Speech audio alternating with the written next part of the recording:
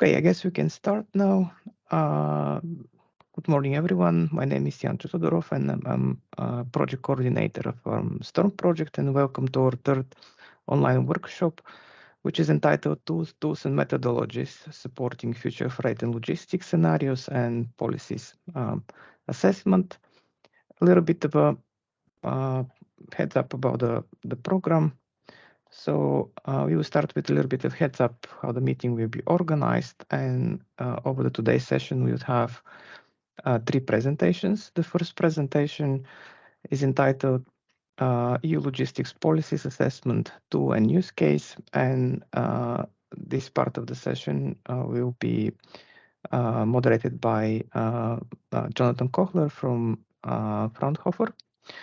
The first 30 minutes of this presentation, he will be introducing the use case and tool that the Storm project is developing within this use case. And the rest of the 30 minutes, they'll be utilized for feedback from the audience. Then the second presentation will be from Vasim Shoman from Chalmers University of Technology. And he will be talking about battery electric long-haul trucks in Europe and an approach for designing a public charging network and estimating the energy and power requirements. And the third presentation will be from Tomasz Horok from Czech Technical University in Prague, and he will be presenting some initial results from another use case that we are developing in the Storm project, which is about innovative zero-emission logistics use case with insights from Finland and Czech Republic. The second and third presentation, there would be around 20 minutes, and we would leave 10 minutes for questions and answers by the end. Then in between the presentations, we have a short coffee break. Then also from practicality point of view, during the presentations, you can leave your questions in the chat and you try to address them by the end of the presentation. And if there is still time, we can take by the end of each presentation few questions from the audience live, but please raise your hand if you want to ask a question by the end of the presentation. But at least these are the practicalities, and I guess we can start now the recording and the presentations from our Storm colleagues. And let's start first with Jonathan. The floor is yours. Right. Thank you very much, Jancho. I'll just share my screen. Can you see my screen? Always worth a check. Yes, we do. We can. Great. Well, thanks very much for the introduction, Jancho. And this is, as Jancho said, one of three presentations this morning. Our session is a little bit longer than the others, and that is because the idea of this presentation is to discuss how we are developing a new model, but in particular, we want to talk about what digitalization is doing to logistics, if you want to put it that way. So the background of this presentation and the objectives of this, the objective of this workshop is actually to discuss what is happening to logistics systems and the logistics industry through digitalization. The reason why we're addressing this is that we have had an objective of developing a new policy assessment tool. We are looking at an overall tool for EU policy, so a very simple view of, or well, not simple view, but a simplified way of assessing policy and developments through a relatively small model. I'm not going to talk about the details of the model this morning. You are very welcome to ask me for more details, and I will send you the technical details of the model after the presentation, if you so wish. We're also in the middle of finishing off the development of the model. We'll be doing scenarios for the next couple of months, and they will also be reported. But when we decided that we were going to address requirements for modelling for logistics, which is the objective of the STORM project over the next few years, I was very struck by my understanding when reading through the literature and talking to industry, that there is this sense that digitalization is happening. There are all these digitalization technologies around, automation, Internet of Things, blockchain, etc., etc. But there seems to be no, as far as I am aware, clear idea of where the logistics industry is going with all this. And because the ideas around digitalization are relatively new, but seem to be all pervasive, I think it is quite difficult to come to an opinion or an understanding of how logistics systems will change. And I wanted to have a discussion with you, the stakeholders, this morning and through this workshop. So rather than talking about modelling details, like I say, the model is in development at the moment, and we'll have it running very, very soon. It's just about program now, and we'll be running scenarios after Easter. So you are very welcome to get in contact for further details of that. But like I said, what I want to do is discuss possible changes in logistics through the application of digital technologies, and ask also the question, why is it happening? And another way of asking that, because it's a commercial area, a commercial sector, is what are the benefits of digitalization in logistics that are foreseen, and why are people getting involved in this? So I'm going to talk hopefully for about 20 minutes and then leave us a reasonable amount of time for discussion afterwards. As Yancho said, if you have a comment or want to ask a question, please put that in the chat while I'm talking. I will talk through, but then we will have plenty of opportunity, hopefully, to have a question and answer session to answer questions both in the chat and through raising your hand in the Teams. Okay. These are the questions that I would like to discuss at the end, and I thought I'd put them at the beginning as well so that we can think about them as we go through. Why digitalize? What are the benefits to the logistics industry of digitalization? Which internet technologies and systems are being implemented in logistics? And what will a digitalized and decarbonized logistics system look like in the near time, to pick a date, 2030, and in the longer term, 2040 or maybe 2050.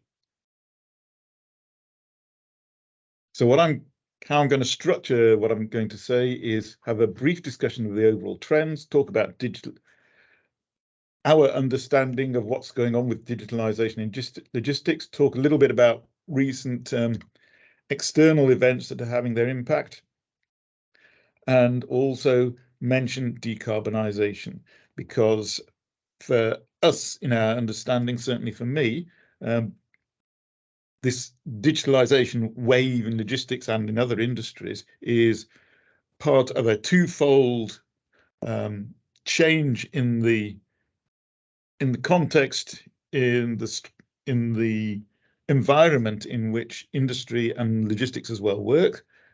There is this big drive towards decarbonization. I'm not going to talk about that so much, because I think that is fairly clear that is firstly a big requirement of society, and secondly that the technologies are being addressed. But we can have a further discussion. What I'm really interested in, though, is what's going on in digitalization, but then also how the effects of decarbonization in logistics and digitalization might interact. And as I say, we'll have hopefully a reasonable amount of time for discussion at the end. So what's our view of trends? Feel free to disagree, of course, and give your opinions. But from what I've read, amongst others from the DHL Innovation Radar that they publish every year, the claim is that there is a high rate of change in the logistics system. And this is a new phenomenon. Logistics is changing much more quickly than they were, say, 10 years ago. There is a question about whether the modal split will change, about whether there is a drive to other new modes like drones, or whether there's going to be a major shift to rail from road. within the European Union? We'll see. There is a feeling that the demand for logistics is changing, a difference in the type of goods and size of loads, and I'll mention a couple of examples that have been told to me as I go through. And there is an argument that the structure and nature of supply chains are changing because of digitalization and internet-based services. One obvious aspect of this is automation, that you can move a cargo in principle, or the vision would be that you can move a cargo from the original manufacturer through to the end consumer, even without a human hand touching it, or something like that. Okay.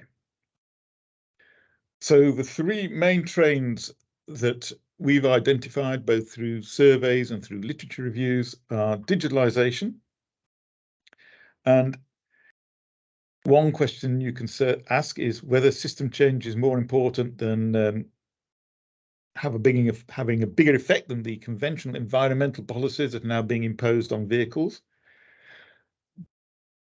This discussion about CO2 emissions reduction is, as I said, one of the big drivers, one of the big trends.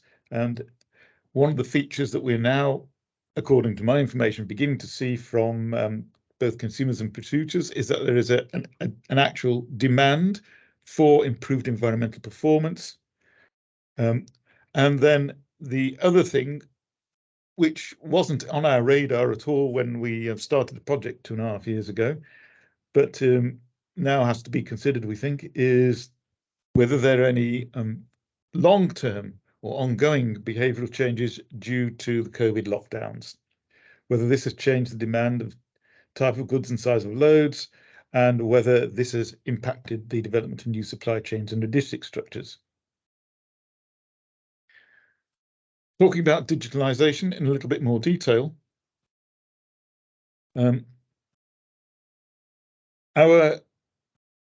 our observation, I think, and again, this came through in our interviews, is that the way that logistics is changing is in the nature of the business. So traditionally, and it always will be true, of course, logistics is about moving physical goods from A to B, how you organize it, how you do it, how you arrange markets, how you arrange the contracts, how you exchange data, and how you exchange, how you keep control of what's going on. However, increasingly, this has all still got to happen, but because of pervasive software, logistics business development, how it's changing, is more about the actual software, computer applications and algorithms, not just about the trucks and the warehouses. And one surprising thing to me when I first heard about it is that, for example, in the UK, Ocado, which is has become an online retailer, is now the biggest retailer in the UK, bigger than Tesco's, the largest supermarket chain. So what this suggests, it's just an example, obviously, but what this suggests is that the business of internet shopping is becoming a major factor, and that can also be changing the structure of logistics. In terms of actual digital technologies, you hear things like cloud-based open markets. We hear a lot about blockchain methods and smart contracts, and the claim is that these can deliver secure, almost zero transaction cost contracts. So this could change the way in which businesses work and interact with each other if these costs are so low and you can automate it. In one possibility is it would reduce the cost of finding logistics suppliers over the internet, but also enabling you to have lots of different contracts for smaller consignments with lots of different suppliers or deliverers. This, in principle, if this is all automated, will enable consolidation of loads to be easier. And if all that happens, then possibly the tendency towards centralization that we've seen in recent years, with logistics being more and more dominated by global large-scale players, might reverse, and that because of these ease of transactions, you might be able to have smaller markets which you can easily search through for your particular niche requirement. In terms of the technologies, I guess the most radical thing that I've heard about is the so-called physical internet, or the idea of synchromodality, where you have smart devices, smart containers, smart vehicles, smart automated intermodal systems for cross-docking, and this can enable continuous real-time optimization, not just optimization of how you arrange a load and a transport. So you're not just keeping track of the goods in real time, you're also, or the system is also making decisions about how and where it is going to go to get to its destination. There is even the idea that you do away with the warehouses and you just start producing and send your vehicles off with the goods in them based on predictive demand, and arrange where they're going to actually go as they are traveling. All these things imply a very high degree of networking. So one argument is that this networking will lead to more mergers and alliances in logistics. So there might be more markets, but there might be more alliances at the same, working presumably then across more markets.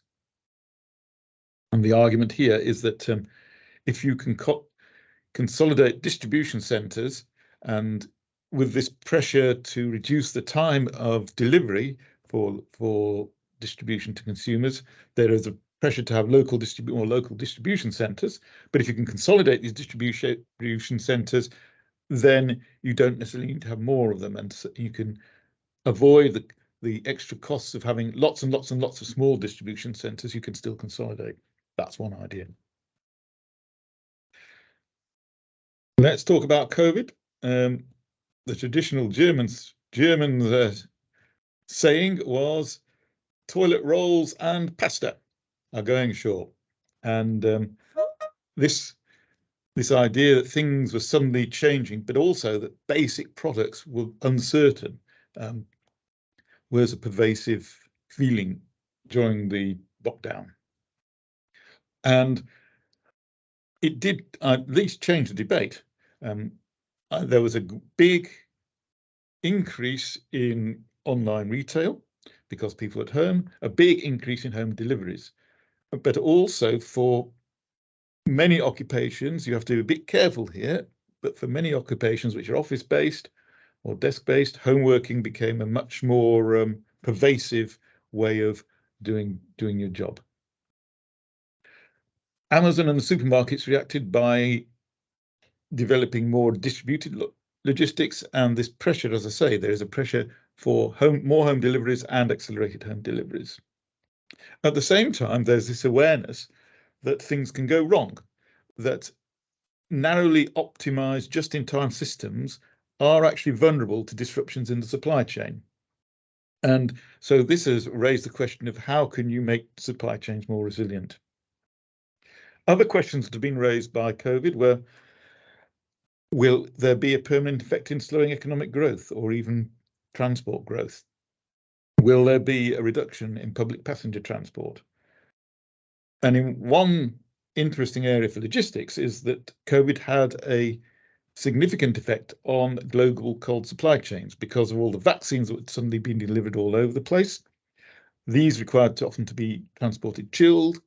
They were high value goods in small packages, relatively small consignments. So you developed a cold supply chain to a much larger extent than before.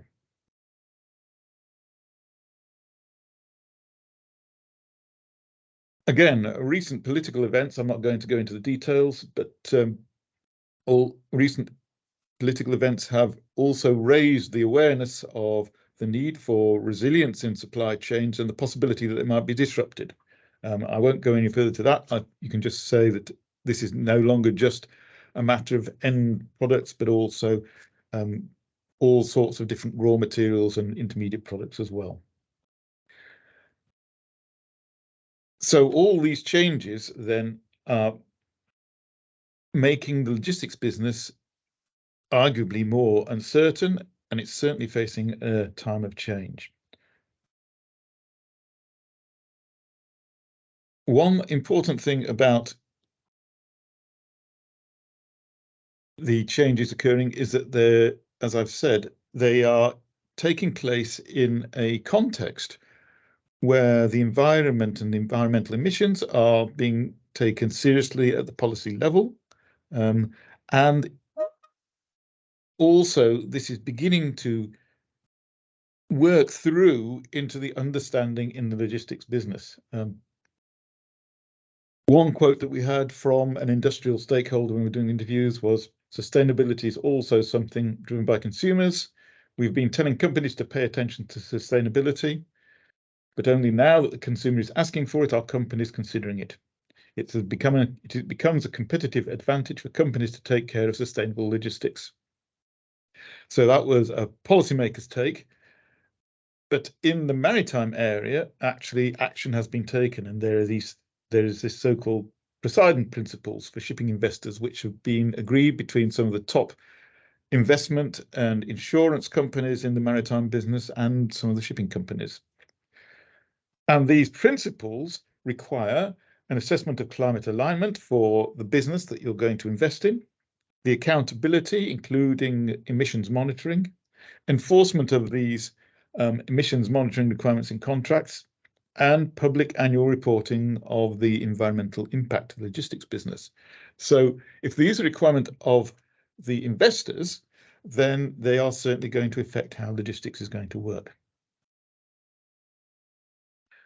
Another impact of decarbonisation then, and this increased awareness, let me put it that way, of the environment, is then the need for new fuels. And if you go to the low carbon fuels that we have with the current technologies, the synthetic fuels, they often require a different operating profile. That is partly because the infrastructure has to change, partly because the storage has to change, and it depends on the different fuels. So one can get into a long debate about which fuel will be best for which particular application. But it is certainly possible that, for example, if you have battery electric trucks, which we've examined in detail in this project, you'll have vehicles with a shorter range that have to recharge their batteries rather than refuel more frequently. Will this require then a change in operating patterns in logistics vehicles? And then how does this interact with the new digital technologies that are being applied in logistics?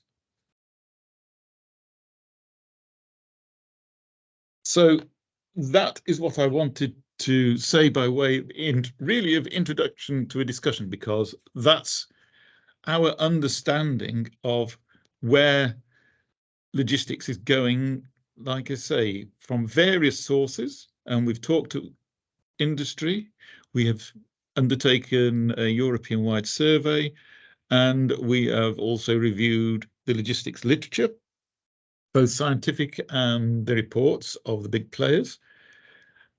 But of course, we aren't at the forefront. We aren't actually in the logistics business ourselves. We're researchers. So it's very important for us that if we want to deliver effective policy tools and effective policy advice, that we get a sense of what is actually going on. And this is what I hope our discussion today will help us towards. I repeat the three questions which I thought might help to kick off a discussion this morning. Firstly, the question, why is digitalization happening in the first place? It's a technology, it involves complicated changes. So what do we think the benefits to the logistics industry might be of digitalization? Which internet technologies and systems are being implemented in logistics? And where might this go in the future? Both in the near term, like I said, pick a date in how to define near term, I picked 2030, but also maybe in the longer term, 2040 and onwards. So that's our view, and we will be very happy to receive any comments or any questions on the presentation. Feel free to raise your hand, and we will take questions that way, and we will also look in the chat to see if there are any reactions there. Thanks very much for your attention, and I look forward to our discussion.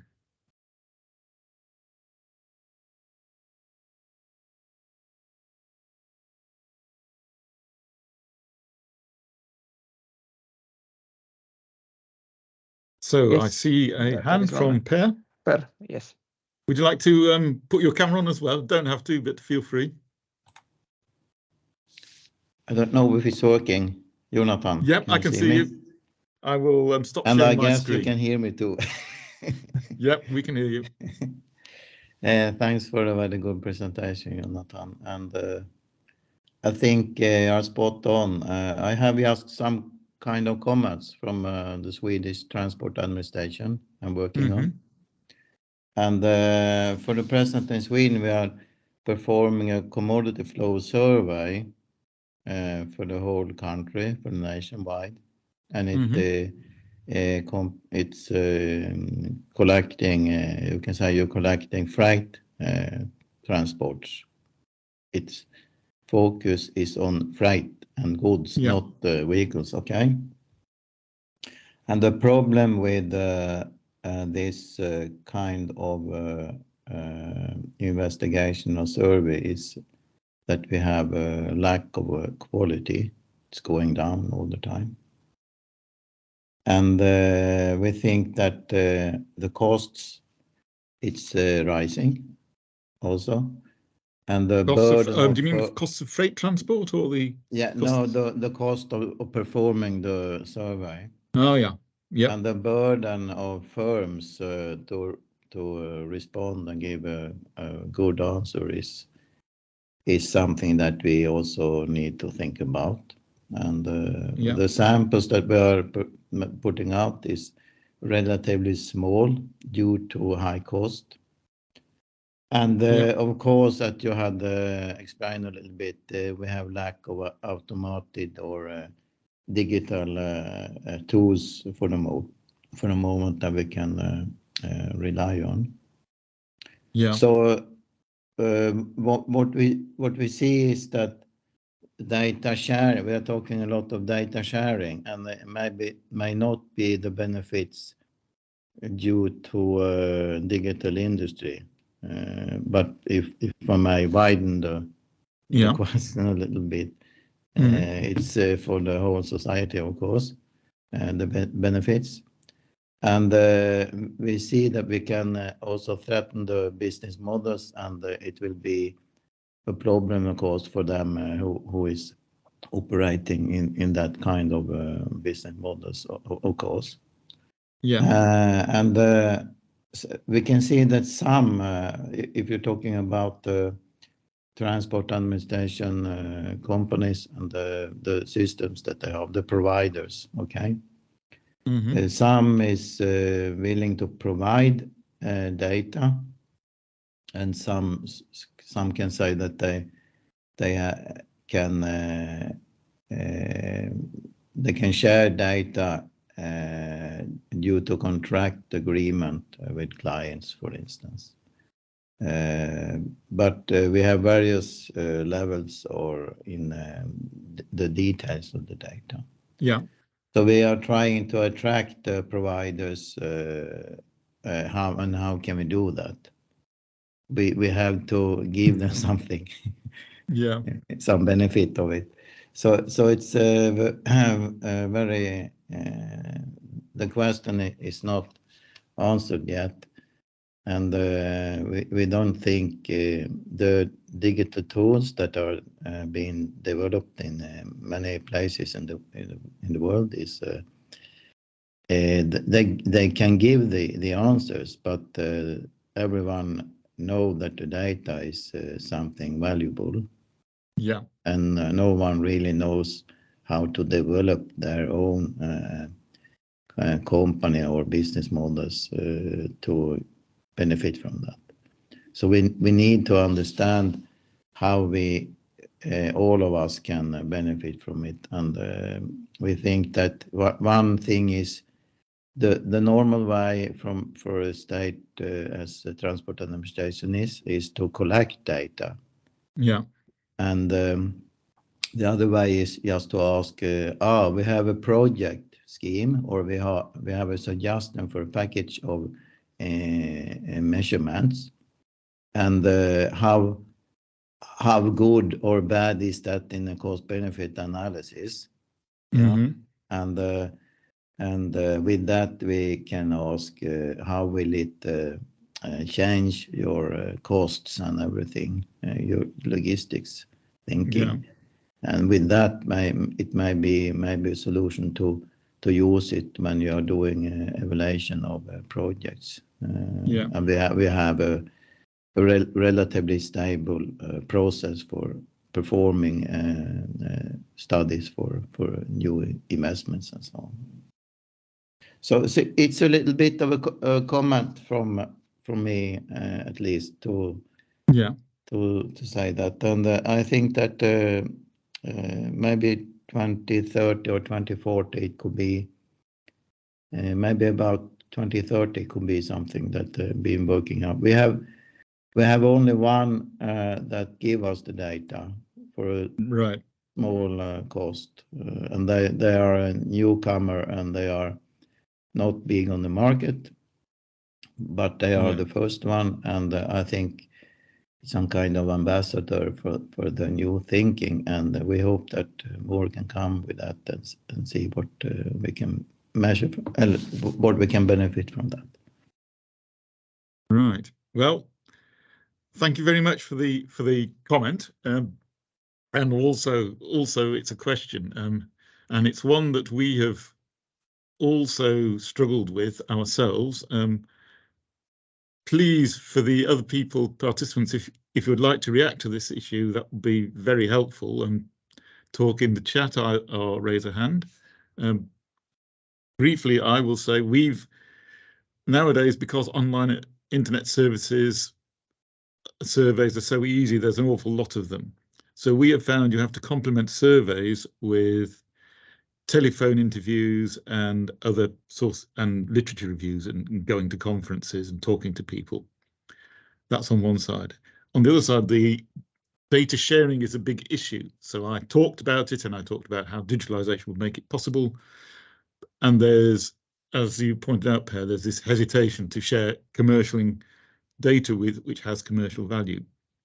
So what's got to happen, I think, is that for companies to share data, they've got to see a benefit to themselves. And I think there is a benefit to be had if you can share data and you can then automate your processes of data exchange, for example, of, for the sake of argument, border controls, or controlling intermodal exchanges, cross-docking, or whatever. If you can show that through automated data and automated systems, you reduce the paperwork and the difficulty of doing this and reduce the time and therefore save costs, I think then you'll be able to convince companies. But you need a demonstration in order to do that. That's my answer for what it's worth. But I see a hand. Actually, a couple of hands. Maybe Kirsti Laurila from Traficom Finland. Please. Yes, hello. So I work in Traficom, which is Finnish transport and communications agency. Yeah. I could comment on because we are now starting to build this. You might know the FT, the electronic freight transport information. Oh yeah. Which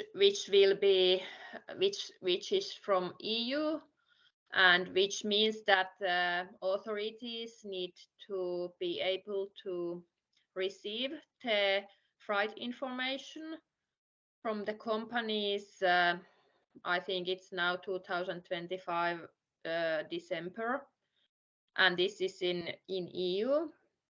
And I think this is a good opportunity to get some digitalization, etc. And right. now we are part of a consortium that has applied for money. There are many participants across Europe.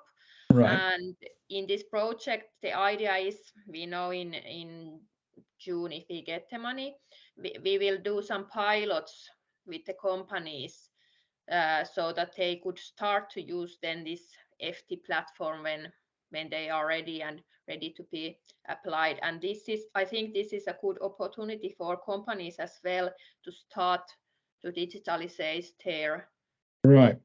their freight information and start to use it, because then it makes it easier for them to communicate with authorities. Now it might have been that for authorities they have had to provide the information on paper, which doesn't of course encourage one to digitalize. Yeah. So hopefully this will help companies. Yes, thank you. Thank you very much for that comment. And certainly it's something that I've heard, that actually the amount of paperwork involved in logistics is massive. And if you can automate that in some way, you will save a lot of money. So I think that's a very good initiative. Yes. And I wish you luck for the project proposal. Thank you very much. Yes, thanks. Okay, and I think we have another hand up. So. Yeah, one more. Asper Koi from Transmetrics. Hello, can you hear me? Yeah, yes, we can. We can. All right. So, hi. So my perspective is from a company which is working every day on logistics digitalization with medium to large players in Europe. So from my perspective, what I see is that they have very readily available certain classes of data, because for example, you cannot do your billing properly if you don't have the data on what exactly you're transporting and from where to where and the types of goods and so on. So they actually do have this information. The challenge is that it is actually quite disaggregated, so it's quite detailed. And they have it at least for some years going back, because they need it for their operational processing. Let's say the last 3 years normally at least is available. Yeah. So actually, I think with a bit of flexibility from the governments in terms of not requiring people to fill in some sort of aggregated forms, which is actually very complicated, but just asking for the for the transactional data in a standardized form. This might be actually easier for the companies. Of course, you have to have big data capabilities on the government side in order to deal with this data, but it gives you so much more information than just getting a few numbers which you don't know how they were wrote up.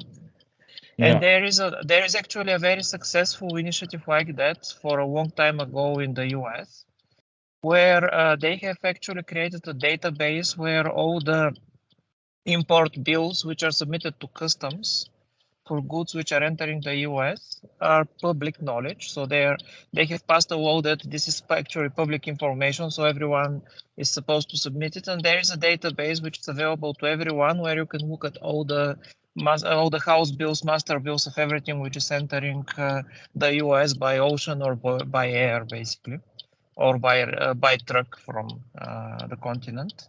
And this is there are quite a lot of value-added services which exist, where companies are taking this information, they're data mining it for all kinds of different purposes, and they're creating value-added services based on the data which exists. So I think this is something that we should look at in the European Union as well. Right. So that will, and there's an interesting, well, not exactly parallel, but the issue of cross-border logistics, even inside the EU, and how that works can be a problem, I think. So if we could find a way of standardizing that, I can imagine that will be very helpful. Yeah. Okay, thanks very much for that. Thank you. Let me just reiterate our questions. And I think the way the conversation has gone has been all about the difficulties of getting data and making all this stuff work. So it does seem that there's a big resistance. It's not just that people are saying, right, there's lots of digital technology out there and we're going to invest heavily in it, and then we'll be in a bright new digitalized world. But where do people see, where do you see the benefits, the potential benefits of the data or the new digitalized systems? I think that's a good question to concentrate on at the moment. Does anybody have an opinion about that?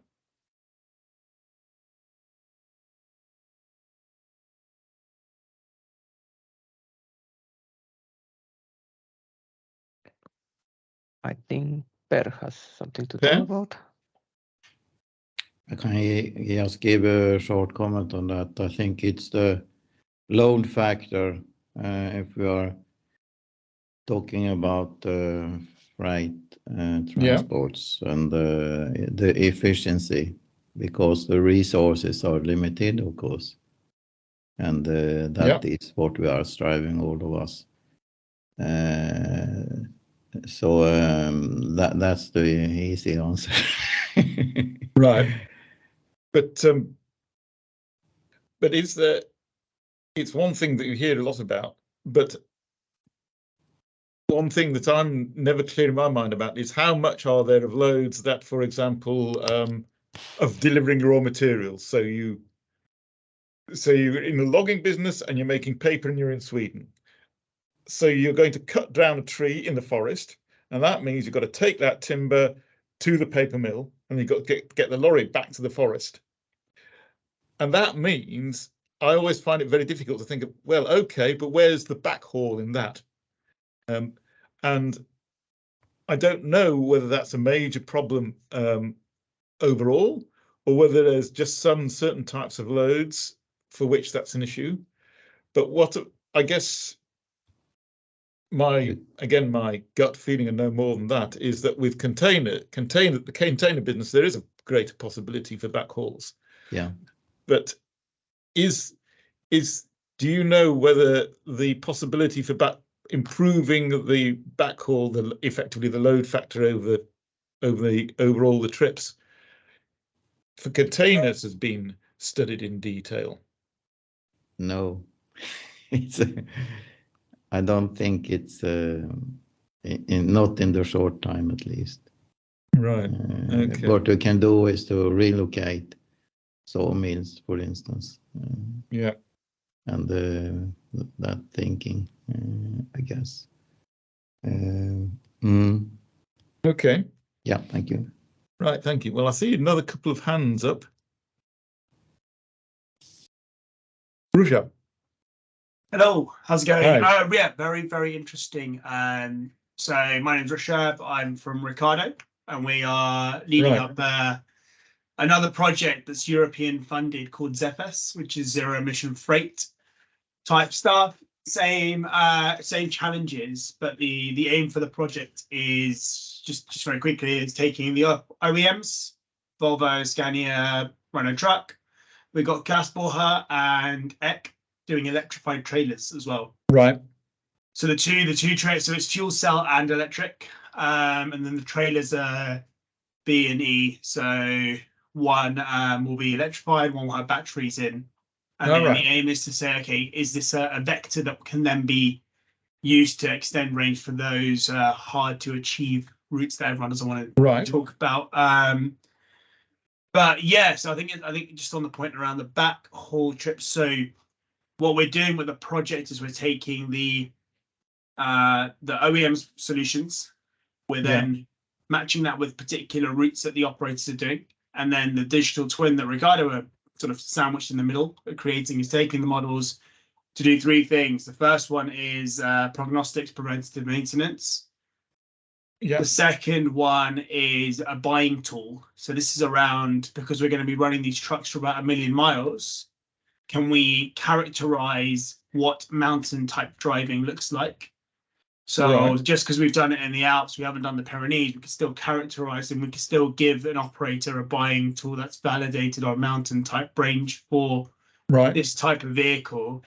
And then the return leg question you just asked about is the third bit, where we're working on a smart routing algorithm solution, which then starts to say, okay, when you combine your vehicle, your infrastructure, and your operational strategy, how do you compute or calculate cost? So an an example that we're sort of I've used previously, but start to talk about is to say, well, if we've got a return leg, and the return leg could either go up and down the mountain, or you've got a day of float, so you don't need the truck back immediately.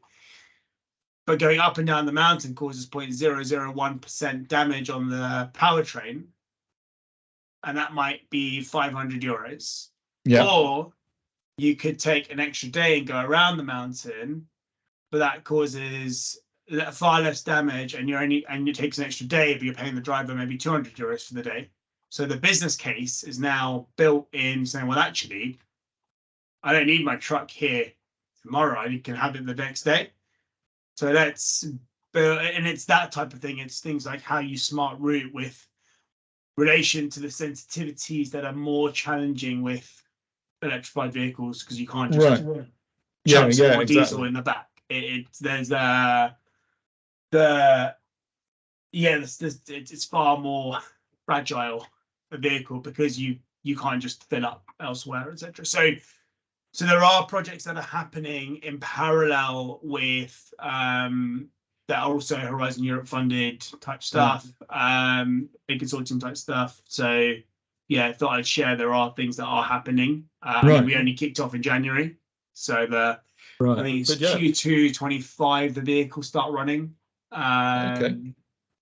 And then the operators are the likes of Procter & Gamble, DPD, Gruber Logistics, Puma Frio.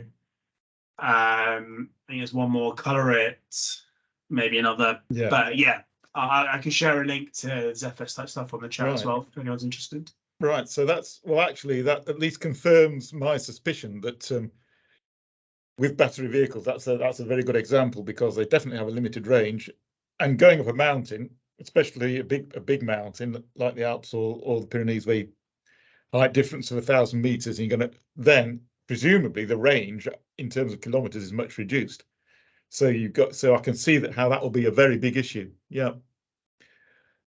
Okay. And the other thing that occurs to me before we move on to the next question is obviously then batteries have the potential advantage, or have electric cars have the potential advantage of recharging downhill. And if you can actually take advantage of that in a significant way, that can also have a significant impact on the operational profile as well, I think. Yeah.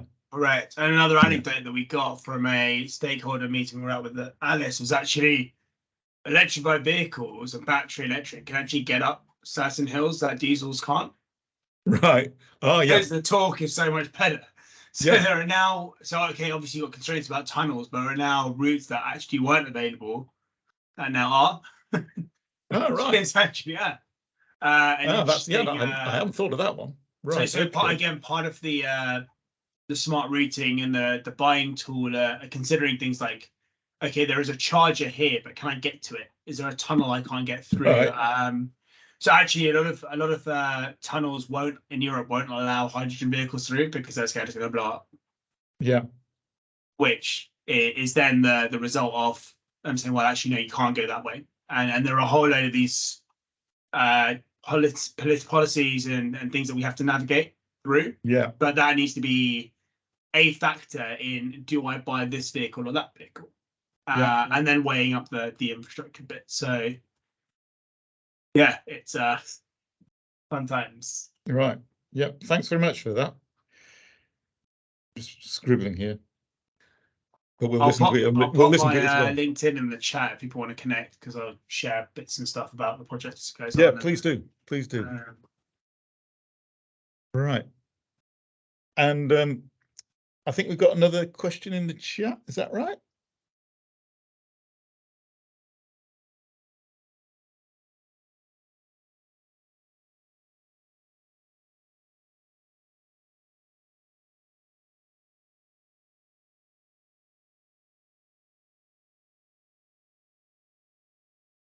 No, I think it's just someone saying they've got to go. Right. Okay. So let's try and think about the question a bit more generally. So if we got these, let's say we've got a future with battery lorries that can get everywhere, and we've got a reasonable amount of infrastructure, which is of course a big assumption. How does that change the logistics business, or is it just another way of operating the vehicles, do you think? So I can share a little bit more of the insight that we gained from a meeting we were at. So shared charging spots are interesting and a challenge, because you typically, to meet about a half an hour recharge time, you need a megawatt charger. Yeah. And that's quite a big load that you need. And if you're going to deploy that at a service station en route, you need to guarantee that you've got it when you get there. Yeah. You need to also ensure that it's working, because sometimes these things break, and it's not the private industry. Yes, I've come ownership across that in other applications. Yeah. And so there's this whole challenge of that, and the other bit was the companies that we spoke to talked about depot versus en route charging. So where they're willing to deploy electrified vehicles, so when they can get to the depot and back in one charge. At the moment, it's okay, because what is painful is the fact that you can be paying 30 cents per kilowatt hour in depot, or you pay 70 cents per kilowatt hour and €1 per kilowatt hour, right, in shared type right bits. And so until there's a business case to go out, you actually want to charge in depot. But then there's another challenge. There's a lot of challenges. Appreciate that. The typical turnaround time is about half an hour in a depot as well. But the tractor unit isn't just stationary.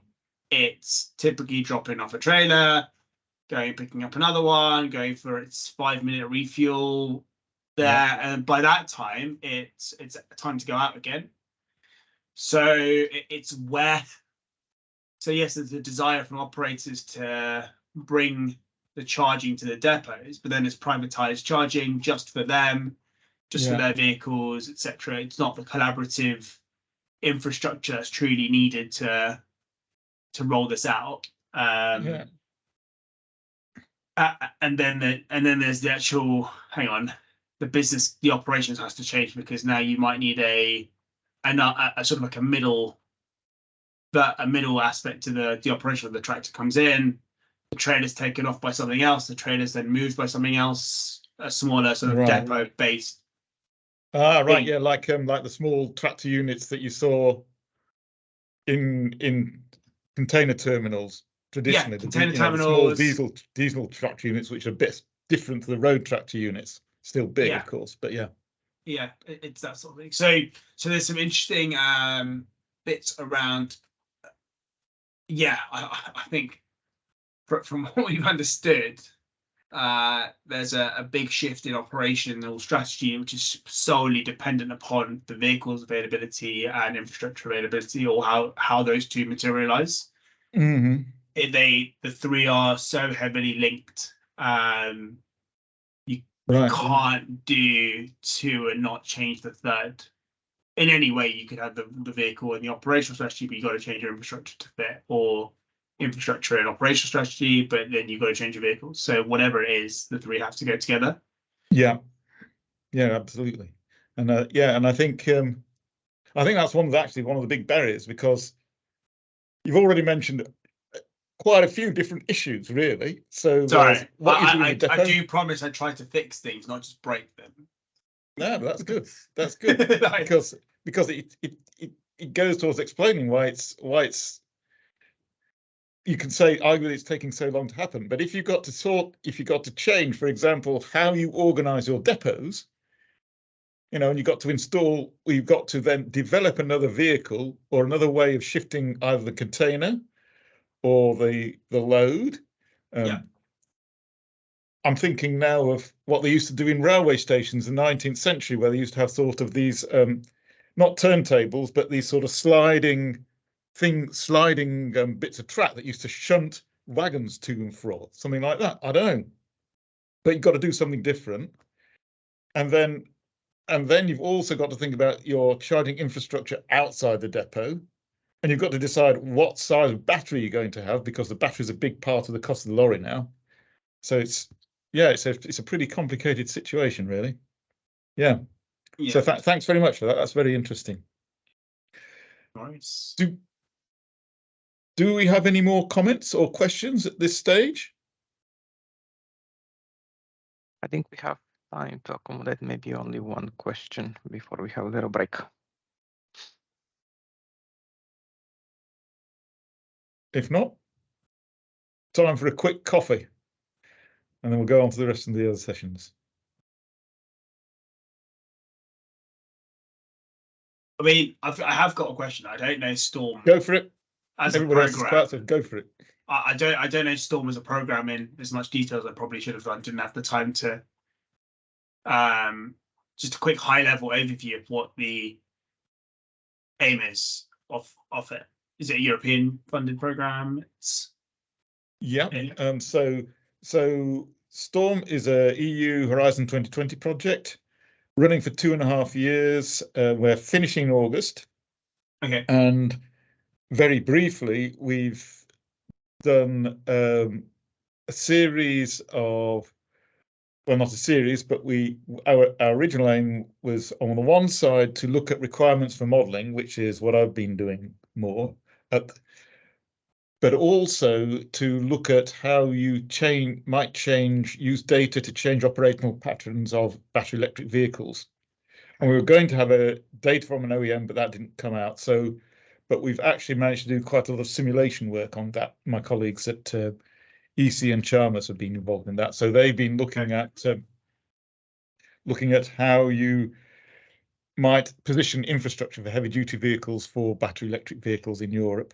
That's one area where we've produced a lot of data, and they have developed a way of simulating data. So because the data was so difficult to get from OEMs, they developed plausible simulation data, which I think is a very useful way.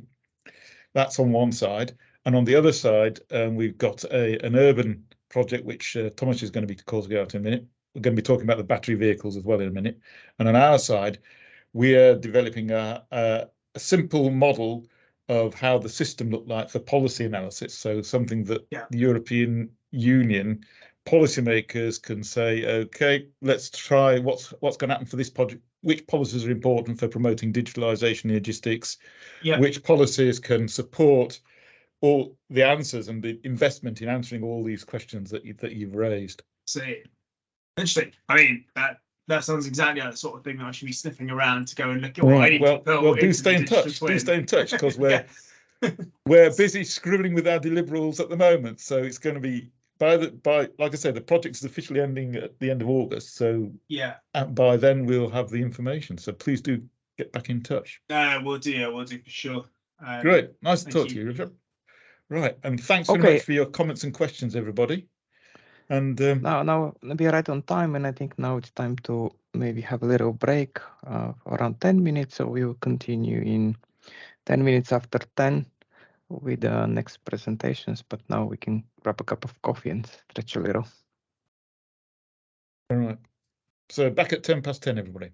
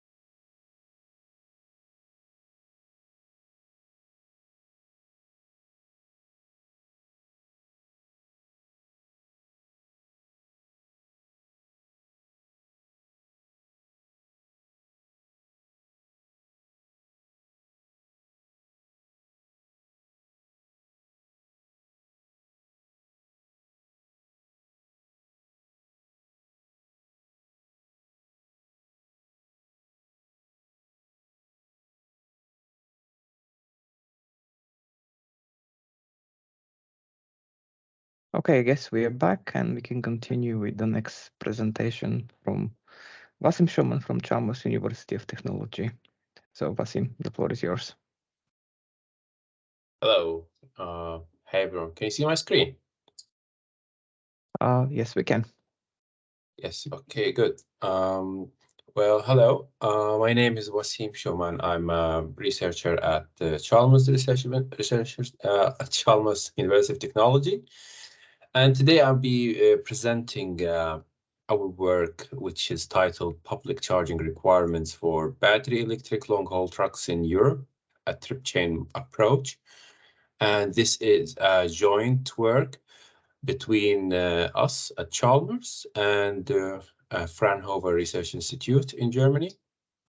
And from what the title suggests, we're trying to figure out where to put chargers in Europe.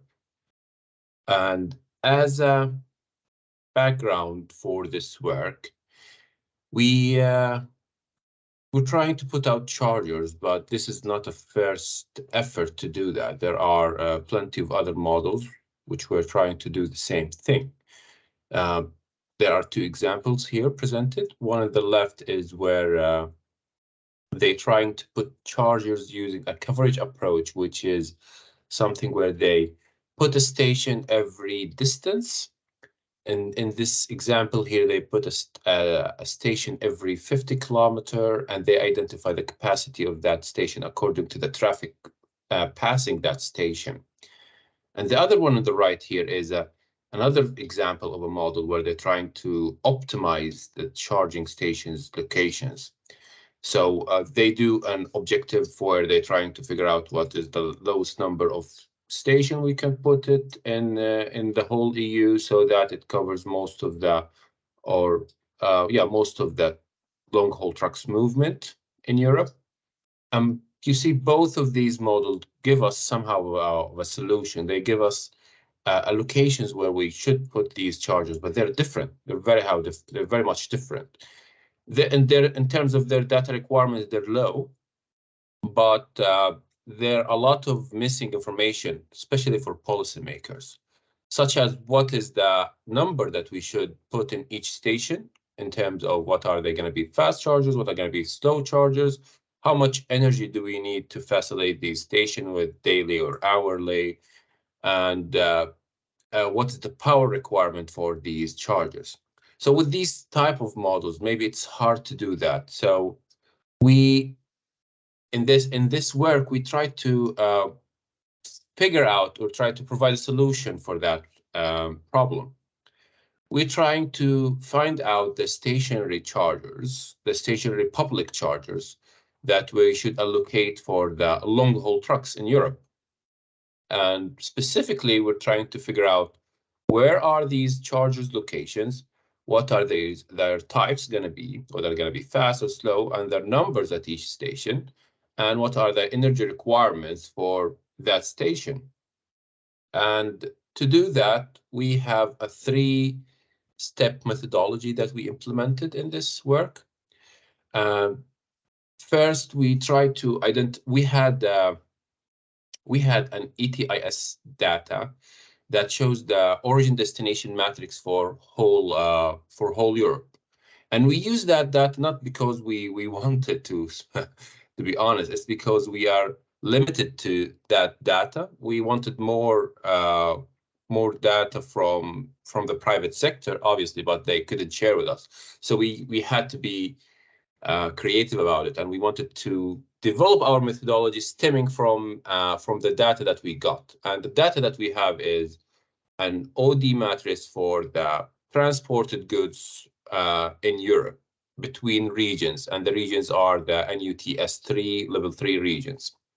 This data shows how much tons of goods are transported between the regions.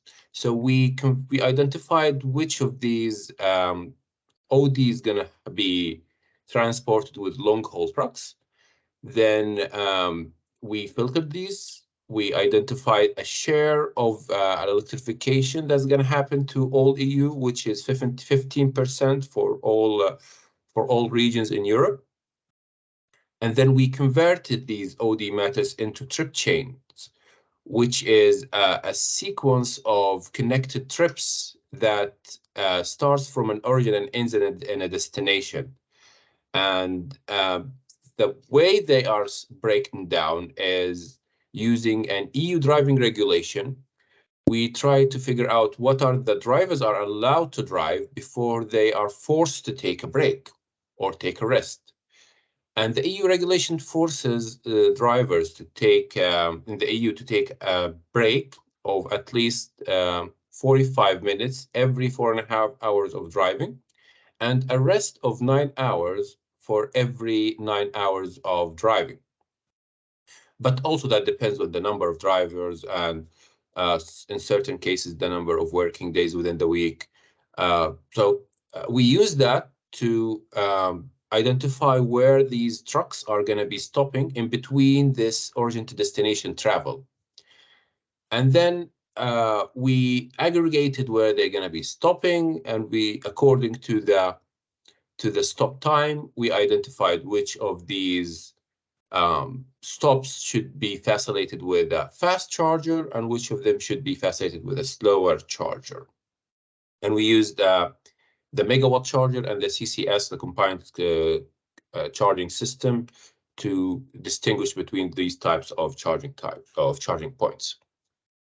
So this is a sample of how a driver, the EU driver regulation dictates or forces drivers to take a travel or a journey with stops. If we have one driver, then the driver should have a break of 45 minutes, as I said, after 4.5 hours of driving. There's a flexibility in that they could have 30 minutes break, then drive a little bit more and take the other 15 minutes. But in general, this is how the one driver, two driver scenarios looks like in our model. And when we did the analysis, we've seen that in the data set that we've analyzed, the number of one drivers are about 96% of all journeys, which coincides with the statistics shows for the number of drivers driving goods from one region to another region in Europe. So we're not very far away from what the statistics show for the drivers. And this is a sample or an example of how the trip chain looks like in our model. This is a sample for one truck driving from northern Sweden till Zaragoza in Spain. The symbols in yellow shows where the breaks, the short breaks, gonna happen, which is about 45 minutes breaks. So it's reasonable to assume that in these short stops, a fast charger is required to charge the truck before it continues moving. And the one on the red, the symbols on the red, these are the places where the drivers should stop for at least 9 hours, where it is safe to assume that maybe at these locations a slow charger or stalling a slow charger there is reasonable, because it's a relatively long time period for the drivers to stop there. So this is one simple example for a truck. Imagine all trucks in Europe with the same model, where we figure out these stopping points. And accordingly, we were able to identify these small or relatively short periods of stops and identify a fast charger. And then we aggregated all the charger points together into a charging area. We assumed that a charging area is about 25 kilometer by 25 kilometer.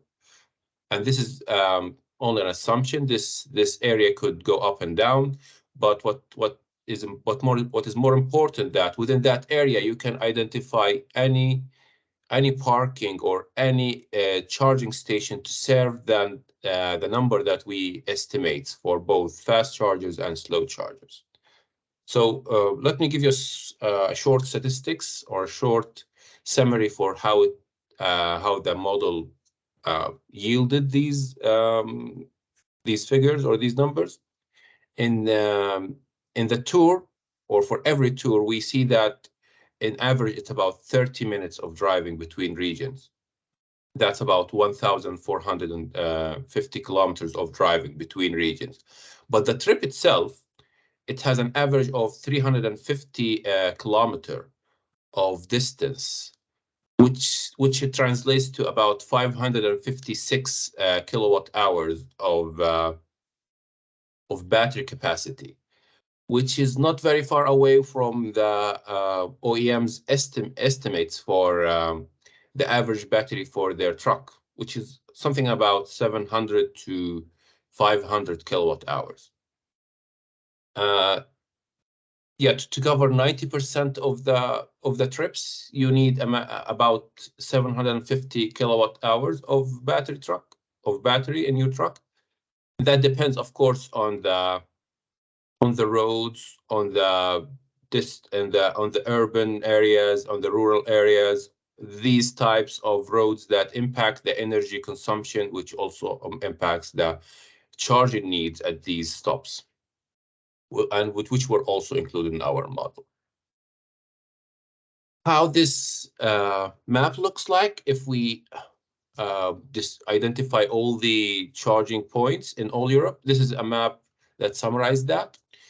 The map shows both the fast and slower chargers in each charging area. And as you can see, below here is the aggregated number for each country.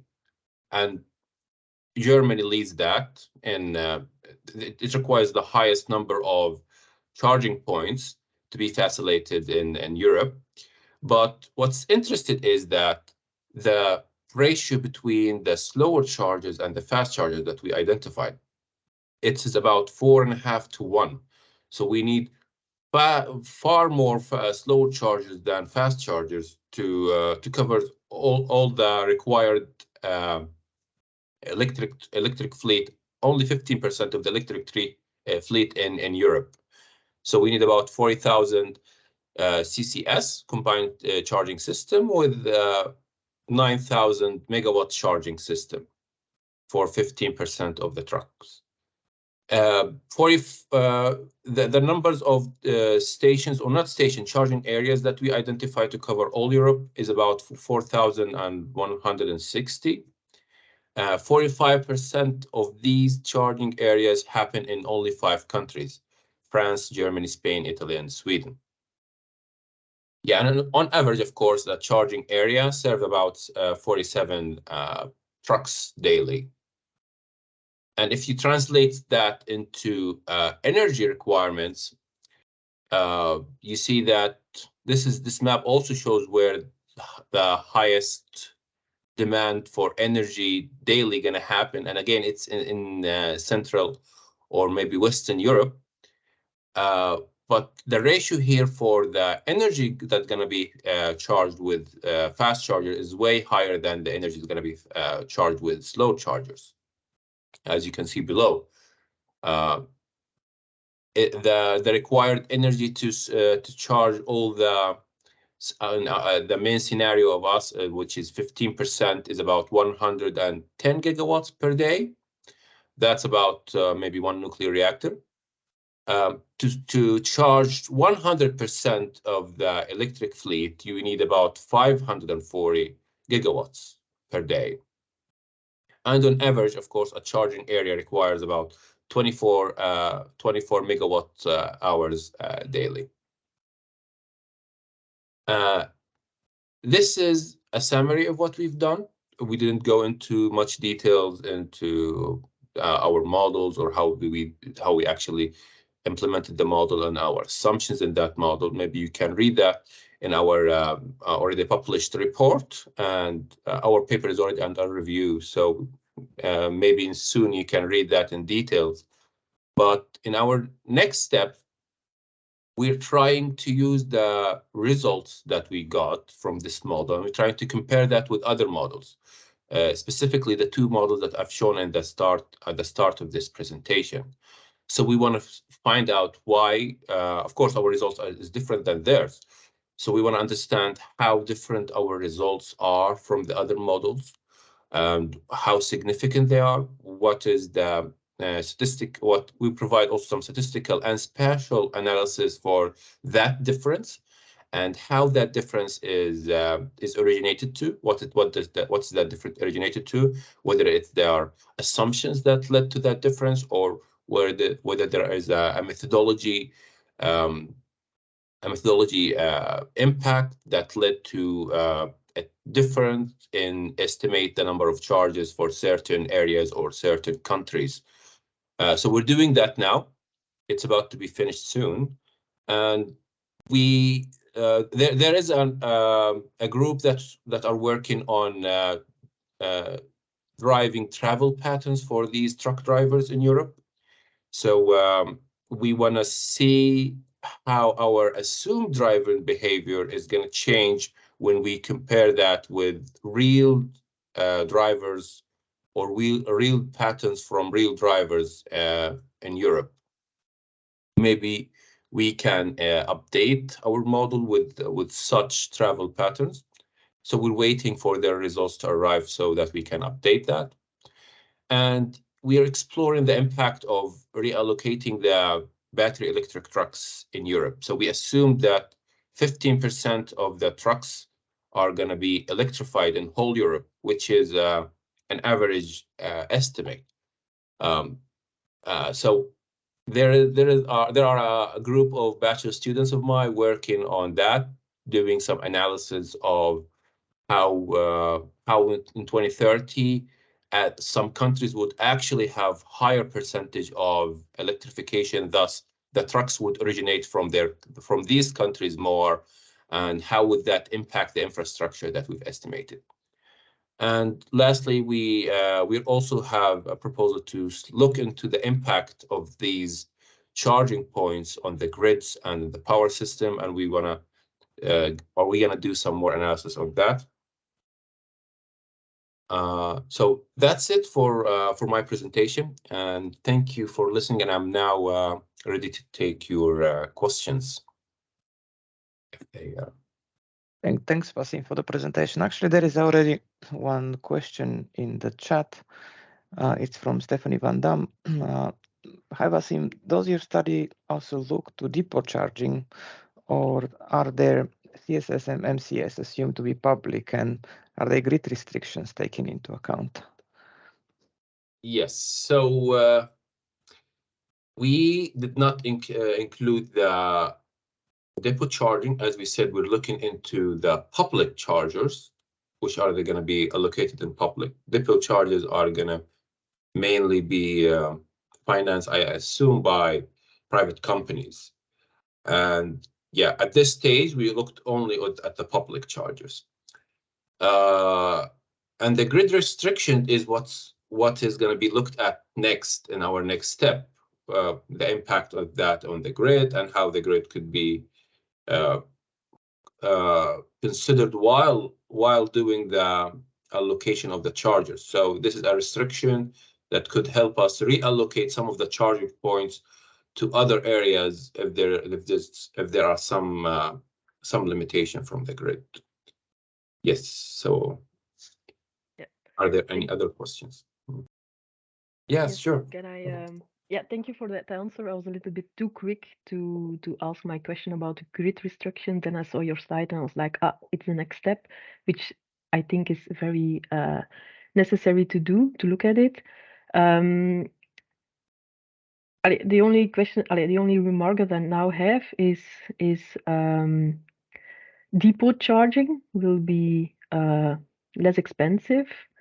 So I'm not sure how in real life shippers want to enlarge depot charging, and that maybe will affect the amount of public charging points you will need, because you say like 47 daily stops. So to make your public charging point economically viable. Yeah, we need to look also, I think, into that. Yeah, okay.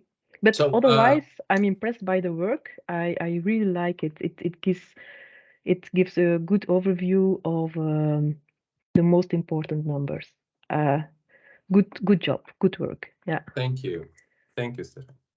Well, first about considering the depot chargers and how, yeah, because I understand that there would be a tendency to charge at depots rather than charge at any public station, but the model picks up these journeys or these trip chains that are more than 4.5 hours of driver.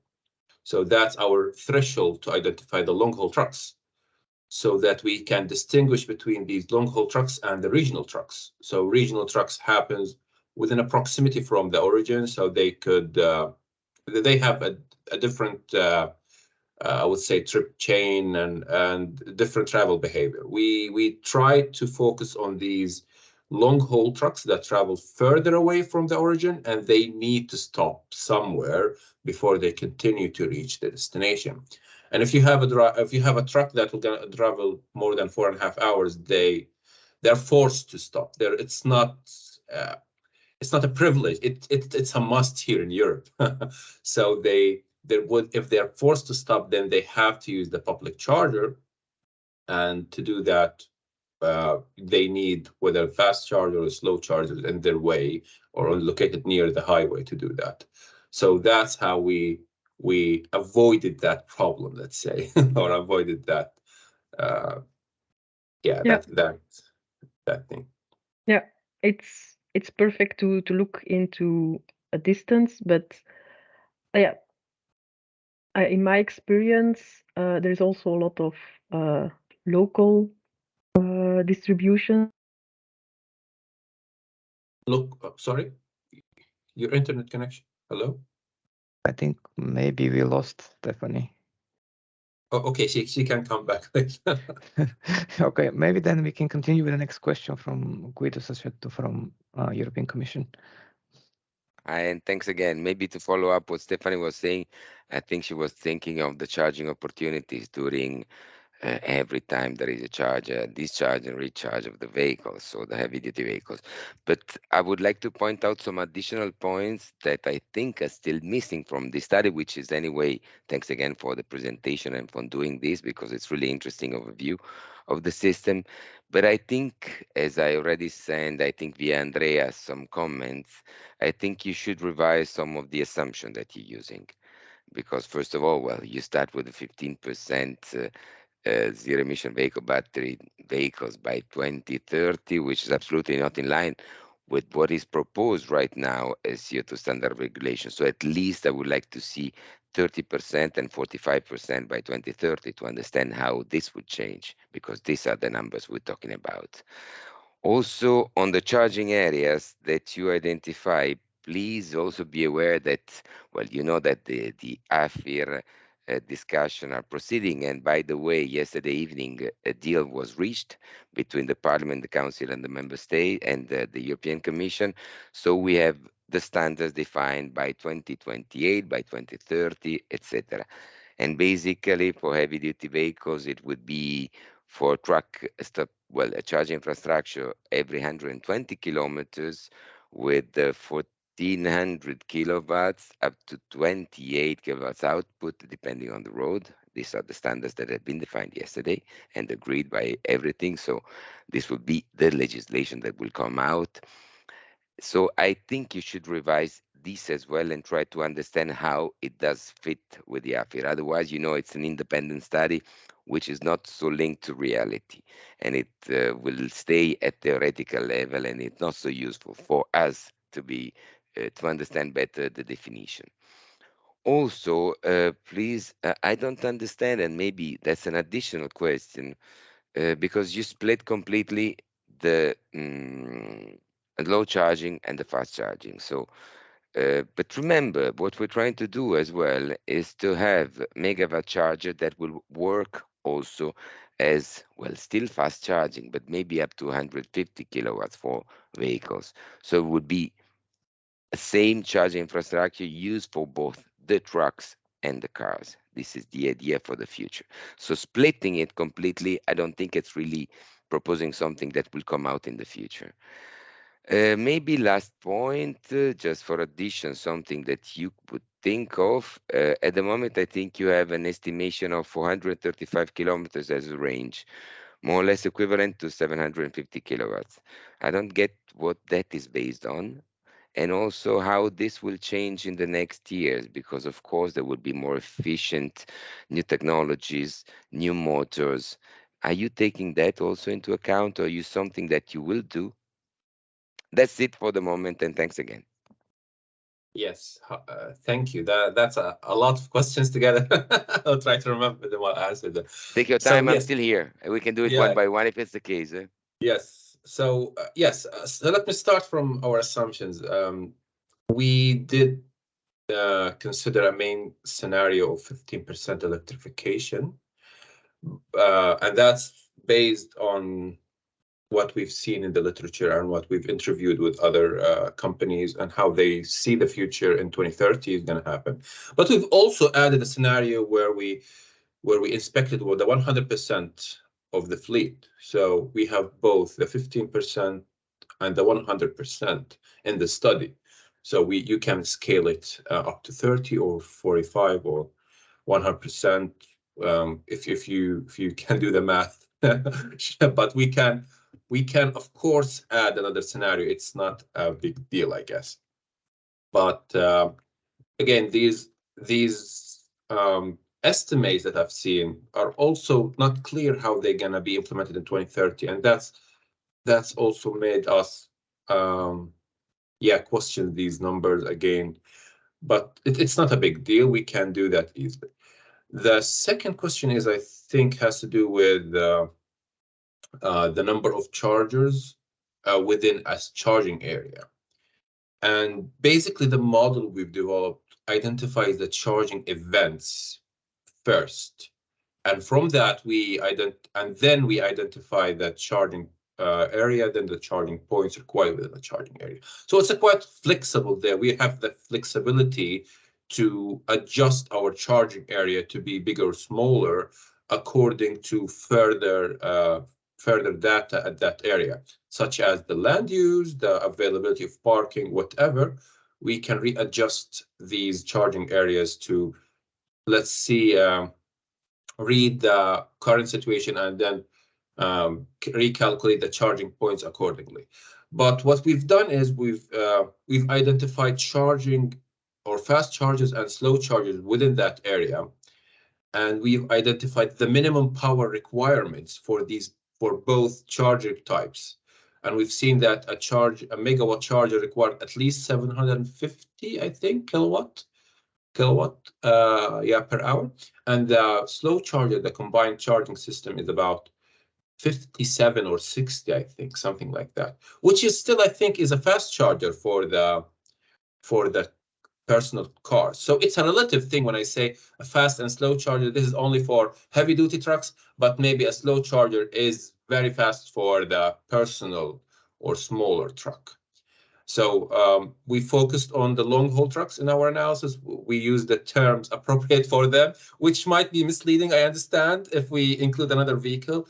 But if we were able to identify similar charging events that can happen near these stations, we can adjust these numbers to include charging or slower charger for a personal car or for a fast car according to their charging requirements. Now, you asked also about the energy that we've estimated. We estimated the battery capacity for the trucks, and that's based, of course, on an energy consumption model that we've included also to the model. It's a simple one. It relies on the type of streets or road they're traversing. So if the truck traverses a very slow speed area where the trucks should not exceed 50 kilometers per hour, then the energy requirement at that stretch is going to be different than a high speed high-speed segment where the speed's gonna be 100 kilometers per hour, for example, or 90 kilometers per hour. So it depends on the type of roads they're traversing. The energy requirements is gonna change, the energy consumption is gonna change. So for each truck, and again, the simplicity or the beauty in our model that it tracks each truck's movement. So we identify how that trucks is gonna require at each point they stop, how much energy they consumed, and we recharge that battery so that it can continue moving to the other point, other stopping point. And then we've estimated the highest battery capacity to fulfill a trip for each truck. And then we've provided that number, which is an average for all trucks. And then the technologies, I think the last question was about technologies that could be included. Well, this is where it gets, now this is where we need feedback from the OEMs and other involved in this sector. Yeah, definitely we might be lagging behind in some areas, or we might be miss some things, and we need feedback from others so that they can help us develop the model even better. From my perspective, I'm not that expert in these technologies. So what I know, what I've included in the model, maybe in the next steps, we can have even more detailed model that includes different technologies that are up there. But we can, of course, which is something that we've started work and stopped, study for example, the electric road system. Because we track that truck individually, we can do that. We wanted to do this analysis, but we stopped because we didn't have the resources to continue with that project. But yeah, we need more resources to do that. I think maybe in the next. Thanks a lot. If I can just add a couple of points, yes, absolutely. I think you need the feedback from the user to understand really where it is. Also, one of the big weaknesses that I see is that you're not including the depot charging, which will be one of the most important points for logistics operator, because as you know, fast charger will be in any case expensive, and so it would be limited to really when needed. And again, please do take into consideration the legislation just approved, because otherwise I don't think it would be even thinkable to have a recharging point every 25 or 35 kilometers, because not even a promise in the next 20 years. So it would become just a theoretical exercise and not so useful. And on the other point, yes, please do also the analysis on different percentages of bacteriotic stocks. So I don't think it's so the changes from 50 to 30 and 45%, it's not just a mathematical issue. It's not doubling, and to 50 from 15 to 30 is not simply doubling, because there will be a lot of compromising and a lot of adjustments that will be done. So we need to understand that, how this is the optimization, is it feasible or not, and how. That's it. Looking forward for the next steps, and please keep us in the loop, because we are always happy to see this kind of studies. Thank you. Thank you. Thank you, Guido. We're a bit over time, but I guess we can take a couple of more questions because the discussion got really interesting. We have one question in the chat from Soren Jepsen. He was asking, do you assume that all trucks to start the journey fully charged for the whole journey, or are these charge also included in the demand calculation? Yes, we did assume that all trucks start with a fully charged battery, and that happened at the depot. And yeah, maybe that's something that we can add to the model, but because our aim was to only focus on public chargers, we did not study the depot demand at this point. Yes, and maybe one fast question from Per. Well, I don't know if it's a fast question, but I think it was a good presentation, Wasim. And just to continue with Guido, I think it been benefiting. if you step up with percentage, as he said, and also that the legislation about the driving time, not 450 kilometers in your optimizing math problem. And I'm curious about the source you have, the data source, what sources are you using? Concerning especially a northern part of Sweden, the regions and not 3 regions is too vast, it's too big. It's a very large geographical area, so it will not be a good presentation from the half of the northern part of Sweden. And also curious about to have following the project and feedback. I can give a tip about that the government in Sweden has last week a mission to trafikanalys, if you know that, transport agency about electrification. Okay. And this could be a very smart way of getting in contact with trafikanalys. Okay. And well, back to the first question, maybe what are the data sources? Have you used the commodity flow survey in Sweden and so on? Yeah. So thank you, Pat. So for the data source, we've used as the other model, we've used a publicly available OD matrix that covers all Europe. It is a part, or it's a result from ETIS Plus project, EU project, that was published in 2013. Yes. And we use that because it is a very comprehensive data source that covers all regions in Europe. It even gives information about what types of goods that are transported between regions. And yeah, that data sets covers Europe and then the countries around Europe too. It has some limitations, of course, but it is, from what we've seen so far, very good data source. And our results from data source coincide with other statistics that Fraunhofer Research Institute have found empirically from trucks in Europe. So they have data for, I think, 10 million trucks in Europe, or 10 million trips of trucks in Europe. And from our model, we've seen that the trucks, the stops, the number of these general numbers coincides with these statistics. So it gives us confidence in this data source. That's one. There is also this data source is the same that was used also in the affair, I guess, if I'm not wrong. So it's used in multiple projects for the same purpose. It covers whole Europe. It's very detailed. You can get to the aims using that only. Yeah, so that's my answer to that, I guess.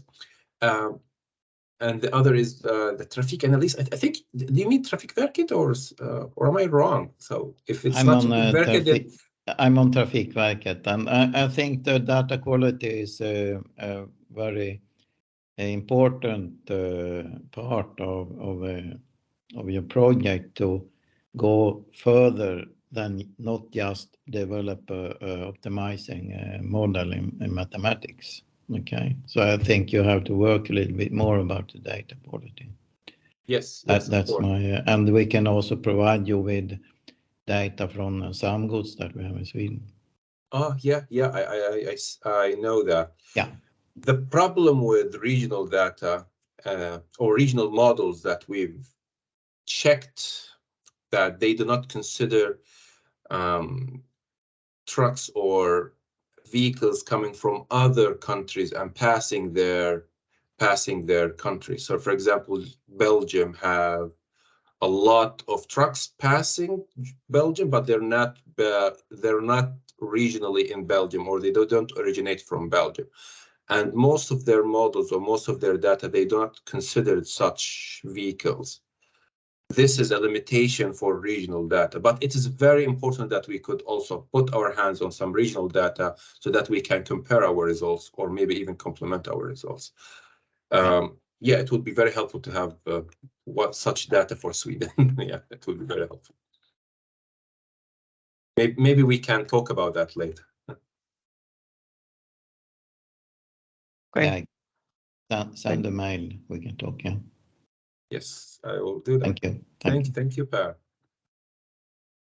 Okay, thank you, Vasim, for the interesting presentation, and thanks for the interesting questions. And then time to move on to the next presentation from Tomáš Horok from Czech Technical University, and slightly different topic to city logistics. Sorry, Thomas, for taking so long. Sorry. No problem, Vasim. As usual, that's quite an interesting topic. Thank you, Ancho, for the introduction, and good morning from Prague, by the way. So let me switch to my presentation, and I will try to briefly walk you through our city logistics use case.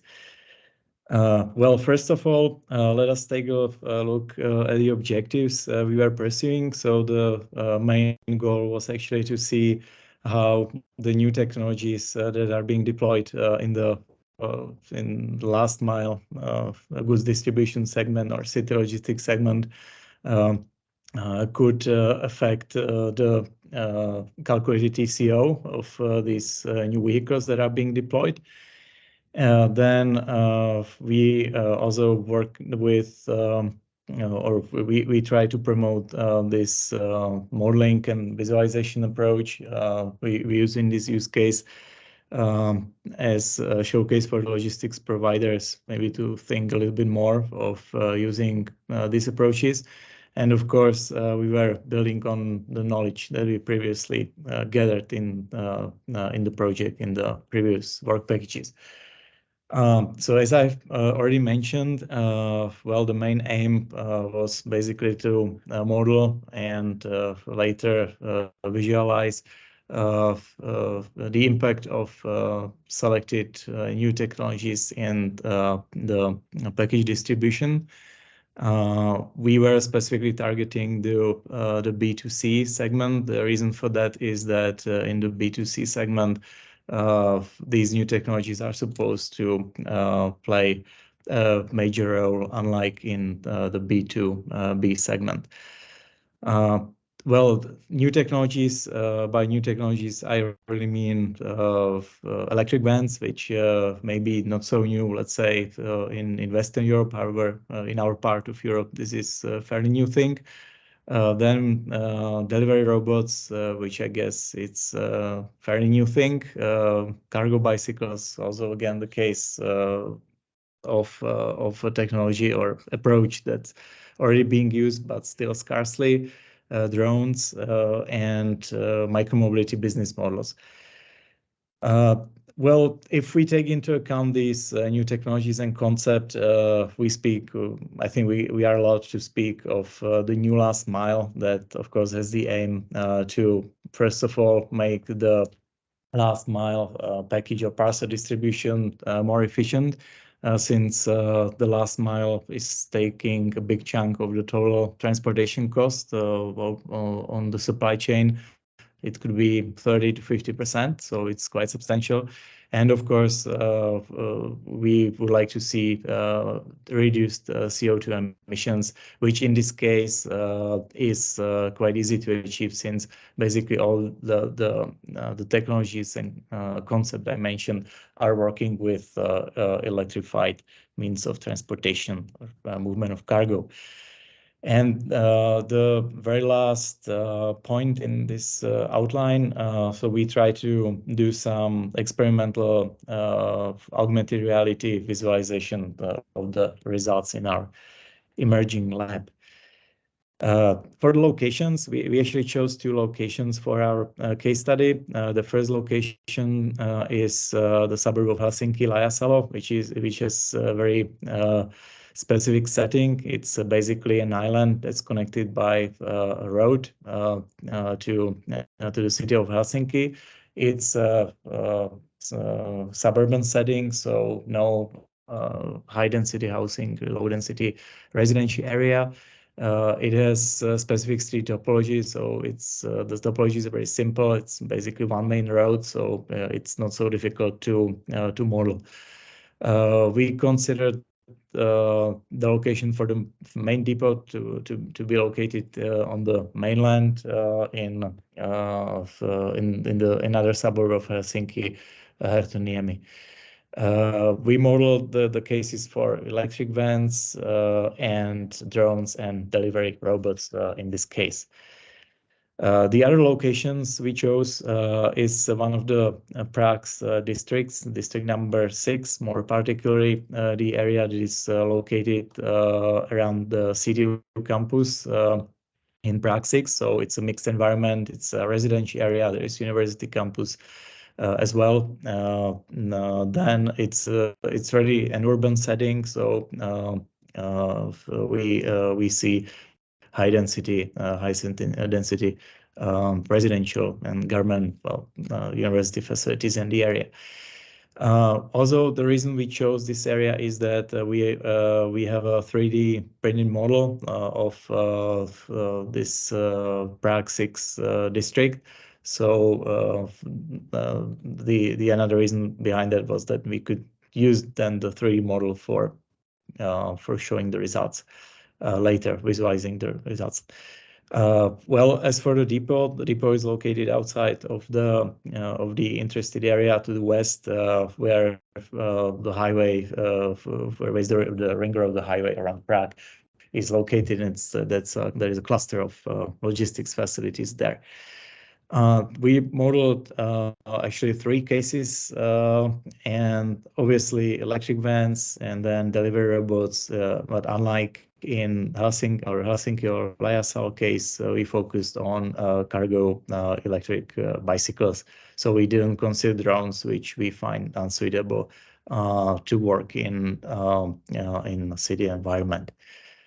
In general, there are 2 basic scenarios. The first scenario is the basic optimization of using the zero CO2 emitting electric light goods vehicles or electric vans.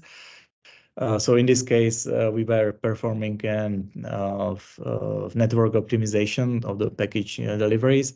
And in the second scenario, we moved a little beyond that. And as I mentioned, in case of Liasalo, we were considering drones, delivery robots, and in Prague case, cargo bikes and delivery robots.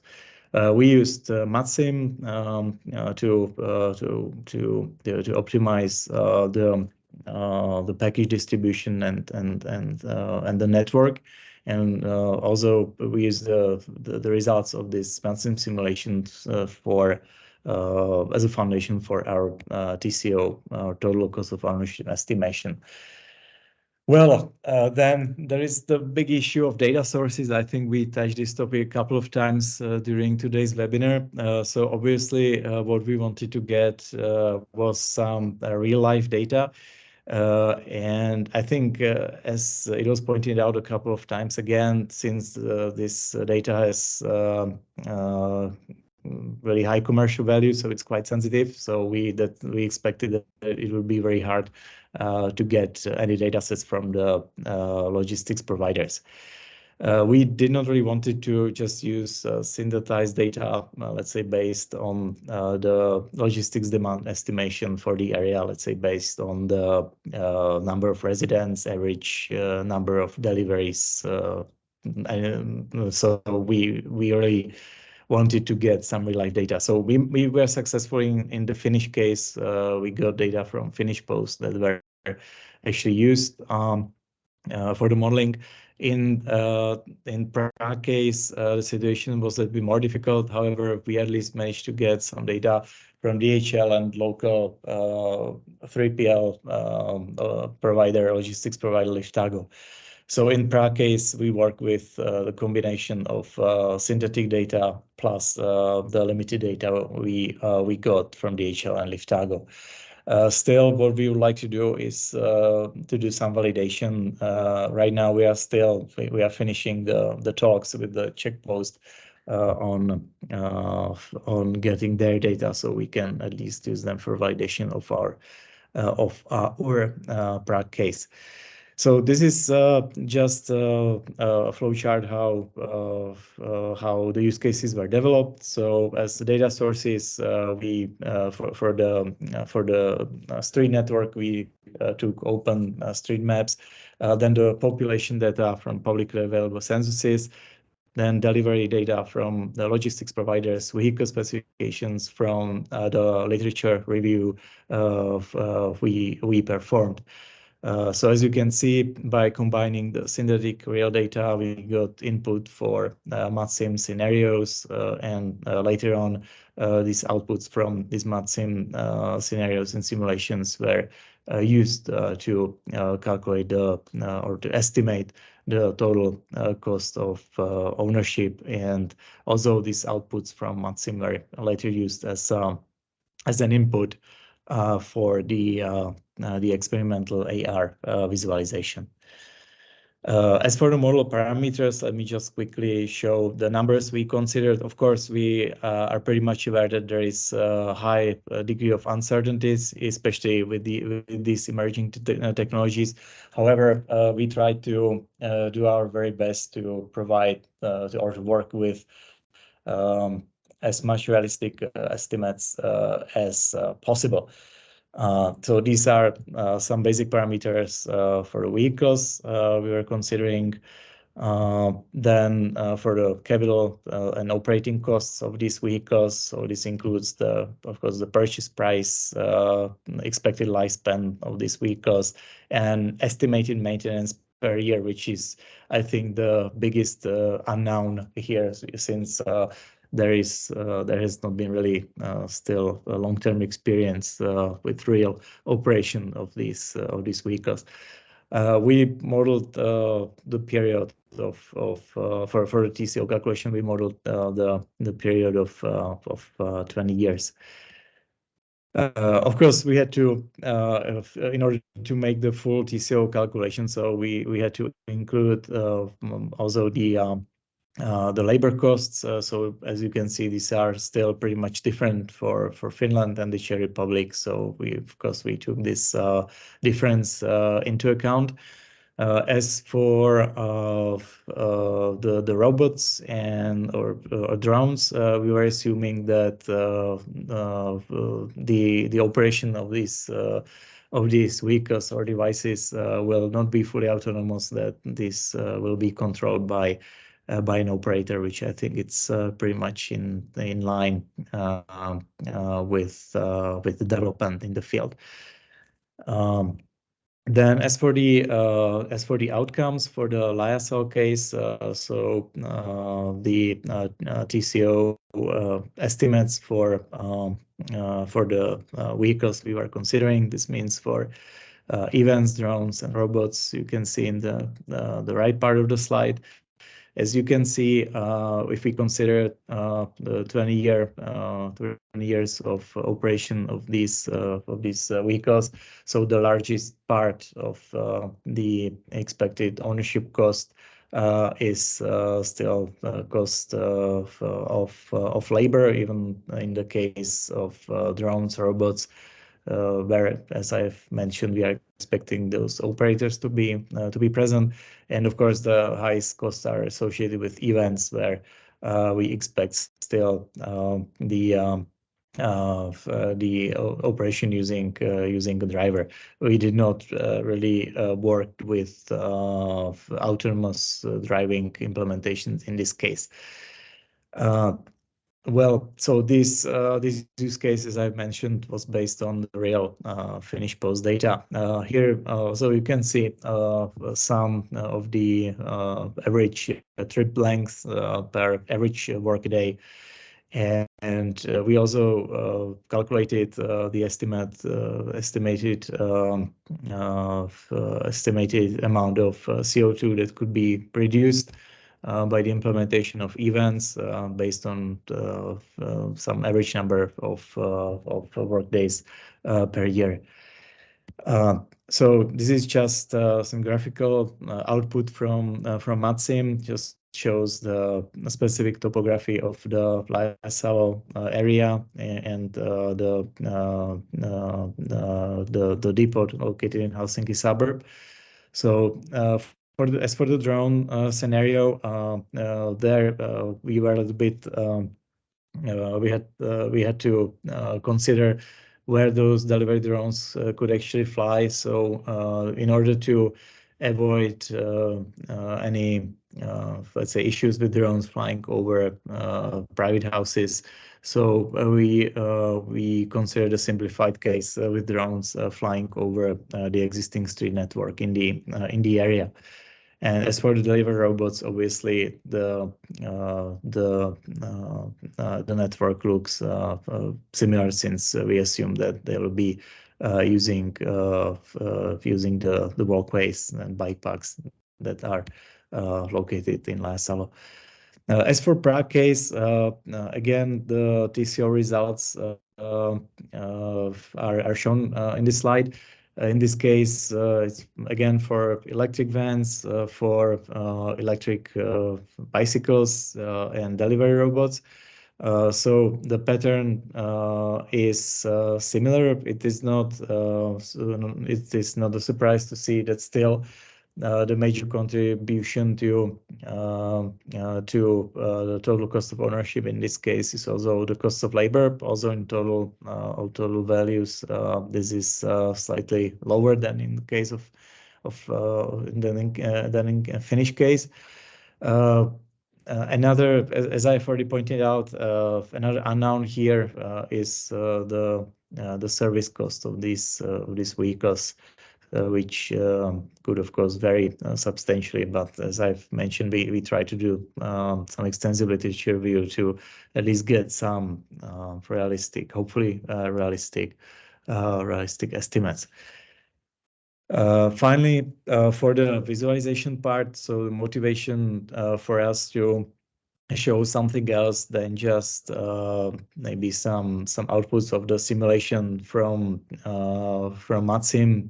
So we think that this visualization using augmented reality or virtual reality could serve as an interesting decision tool in the future. However, this is very much tied to the development of a digital shadow or later a digital twin of real logistic systems, which of course stands and falls with the real life data availability to be fed into the system.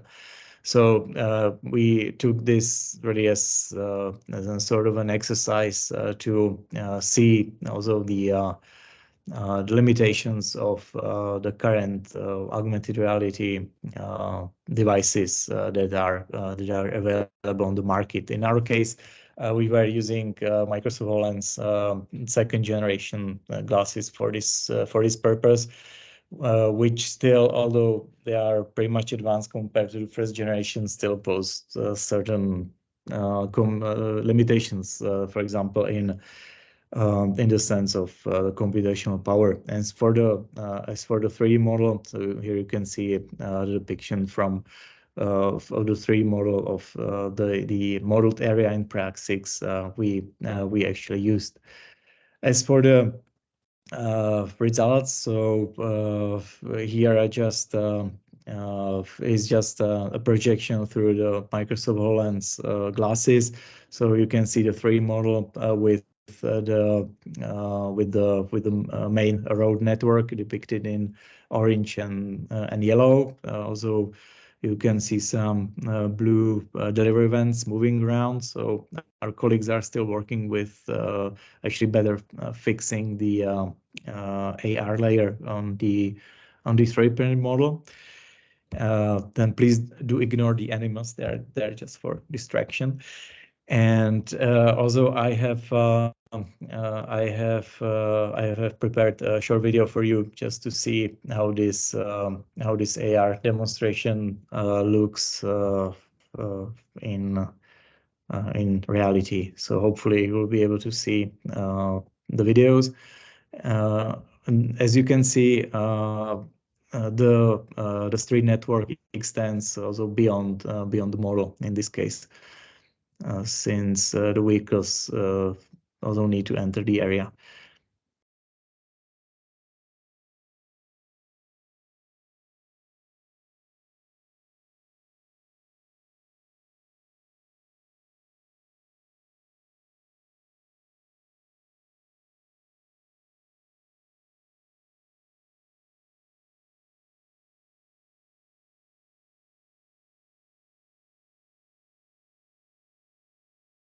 So we are still playing also a little bit with the timing, since because there is the time it takes for the van to stop and deliver the actual package is relatively long. So that was just a short demonstration of the preliminary outputs of the visualization, and I guess that's all from my part. So if you have any questions, please feel free to ask. Yes, thank you, Tomasz, for the presentation. Just right on time, so we still have time for questions. Any questions or comments to Tomasz and the use case? Yeah, Per, go ahead. Thank you, Thomas. I have a question. Have you considered external effects due to the traffic unloading, if it will be any effects on that? I'm thinking about external effects, accident risks and traffic jam, that part of the effects, the Actually, positive no, effects. No, not in this case. I think that it's as I have mentioned, the problem is to have. Well, I think that we could get some data sources on traffic flows in the area, but then I think that's speaking of the scope of the project. I think that's a different story. Then it's the next step, let's say, to do. We in this step we really just wanted to focus on to see how. Well, what would be the impact of these new technologies from the TCO point of view and from some basic optimization, the route optimization. That's it.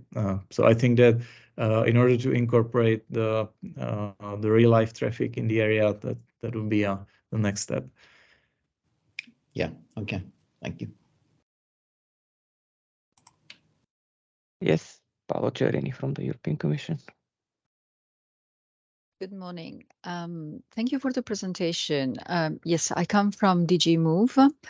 A very interesting presentation. I was wondering, you had data from at least real data from Finnish Post. You had to define other data, but this means you have been in contact with users. What is very interesting in this kind of model? Did you have the possibility to see whether they would be willing to use this kind of model, how they will use this kind of simulations to indeed reduce the CO2 emissions and maybe optimize their deliveries?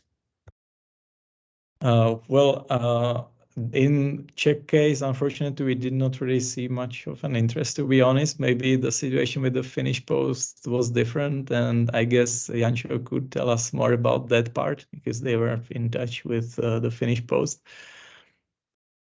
Yeah, basically, Finnish Post now it's in taking a step toward transitioning the whole operation of fleet towards electrified one. So, they have quite some huge operations, including not only the logistics segments in cities, but also moving goods in between the cities.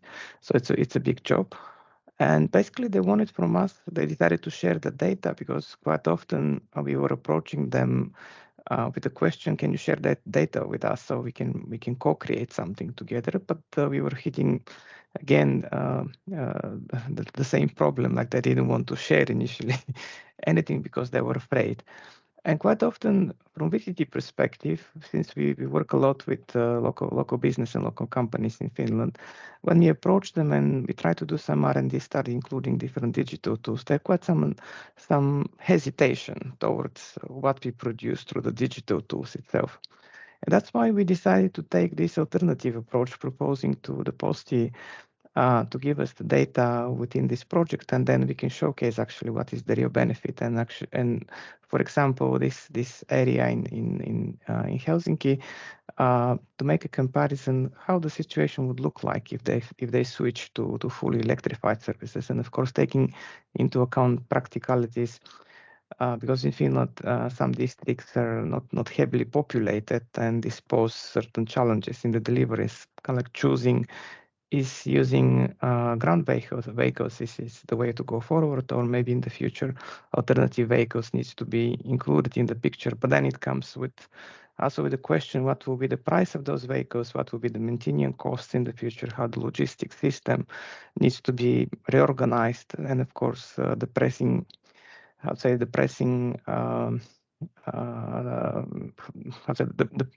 perspective on the pricing models that the companies they have to offer to the end users.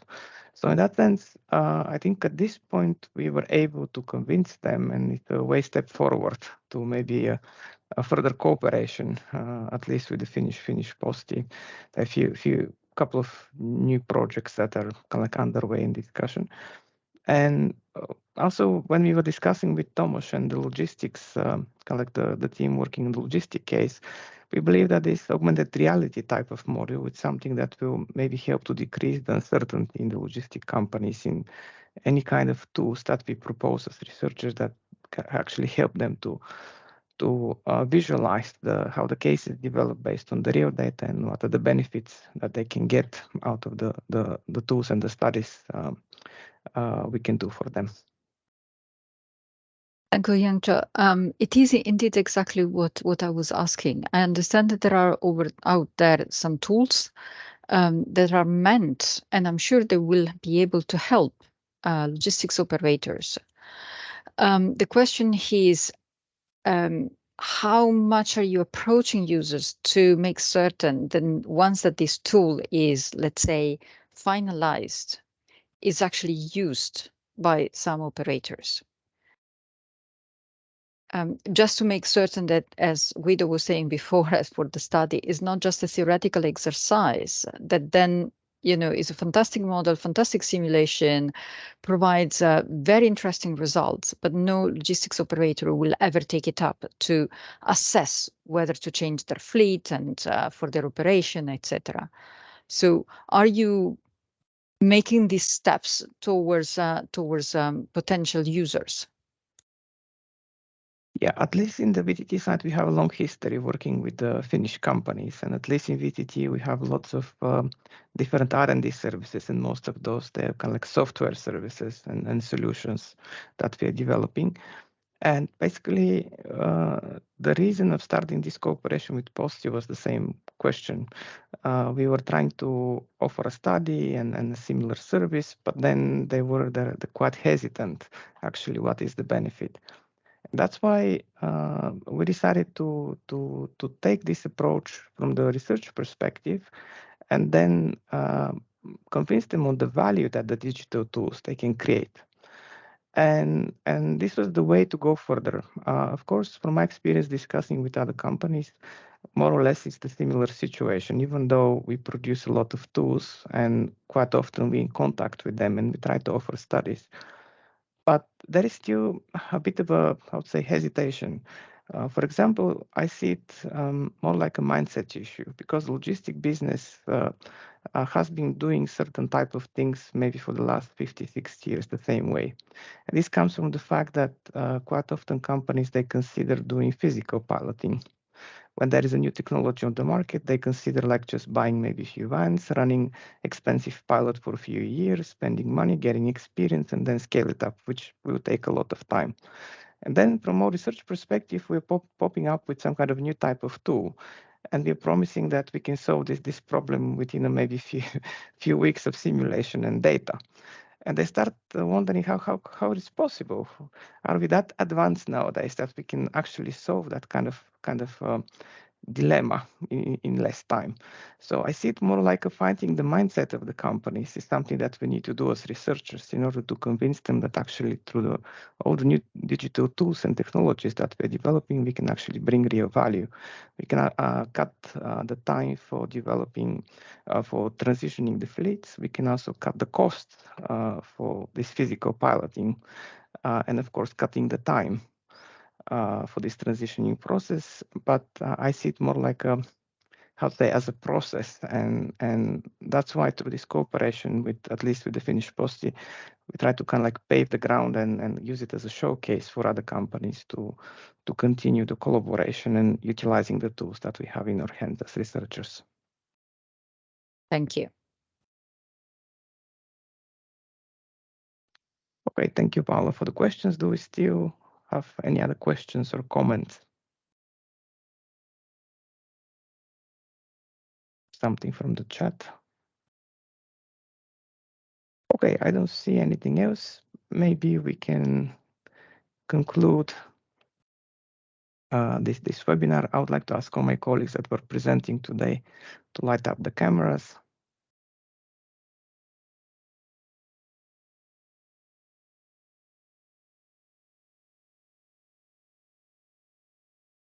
Yes, and first I would like to thank all of your guests coming to this webinar for the valuable comments and discussions we had, and also I'd like to thank our STORM colleagues for the interesting presentations.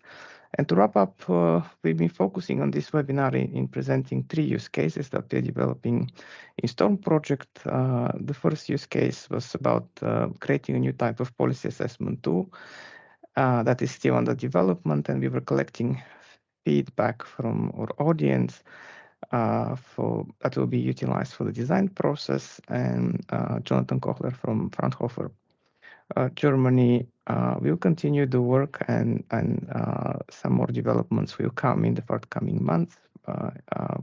In the summer, maybe by the end of the summer, everything will be ready. And then the second use case was presented by Wasim Shoman from Chalmers University of Technology, presenting a methodology for designing charging network for electric trucks in Europe. And then the third use case was presented by Tomasz Horek, talking about innovative logistics, zero-emission logistic cases with zero-emission vehicles, with some insights from Prague and Finland, from the perspective of the heavily densely populated areas and sparsely populated areas.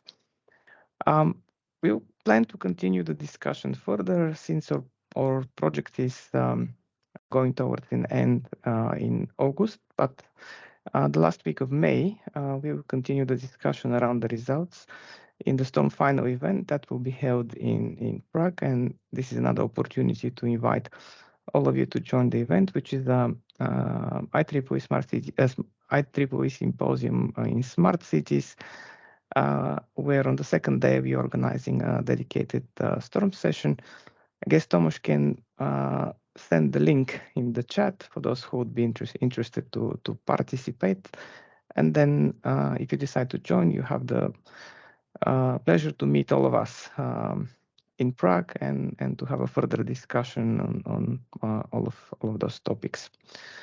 But still, maybe a few minutes, there's still some final comments, questions.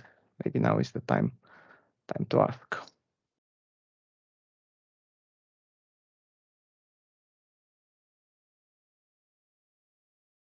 I don't see any hands or something in the chat. Then I would like to thank once more to all participants for participating in this event, and we'll keep in touch, and don't hesitate to contact us back if you have further questions or comments. And from my side, I would also like to thank Dimitrio and Ertico for organising the event today. And we thank you back, dear Jonathan. Yes. Thank you. Thank you, and goodbye. Thanks a lot. Bye. Bye-bye. Bye, everybody. Thank you. Goodbye. Goodbye. If you can stop the recording, Dimitris.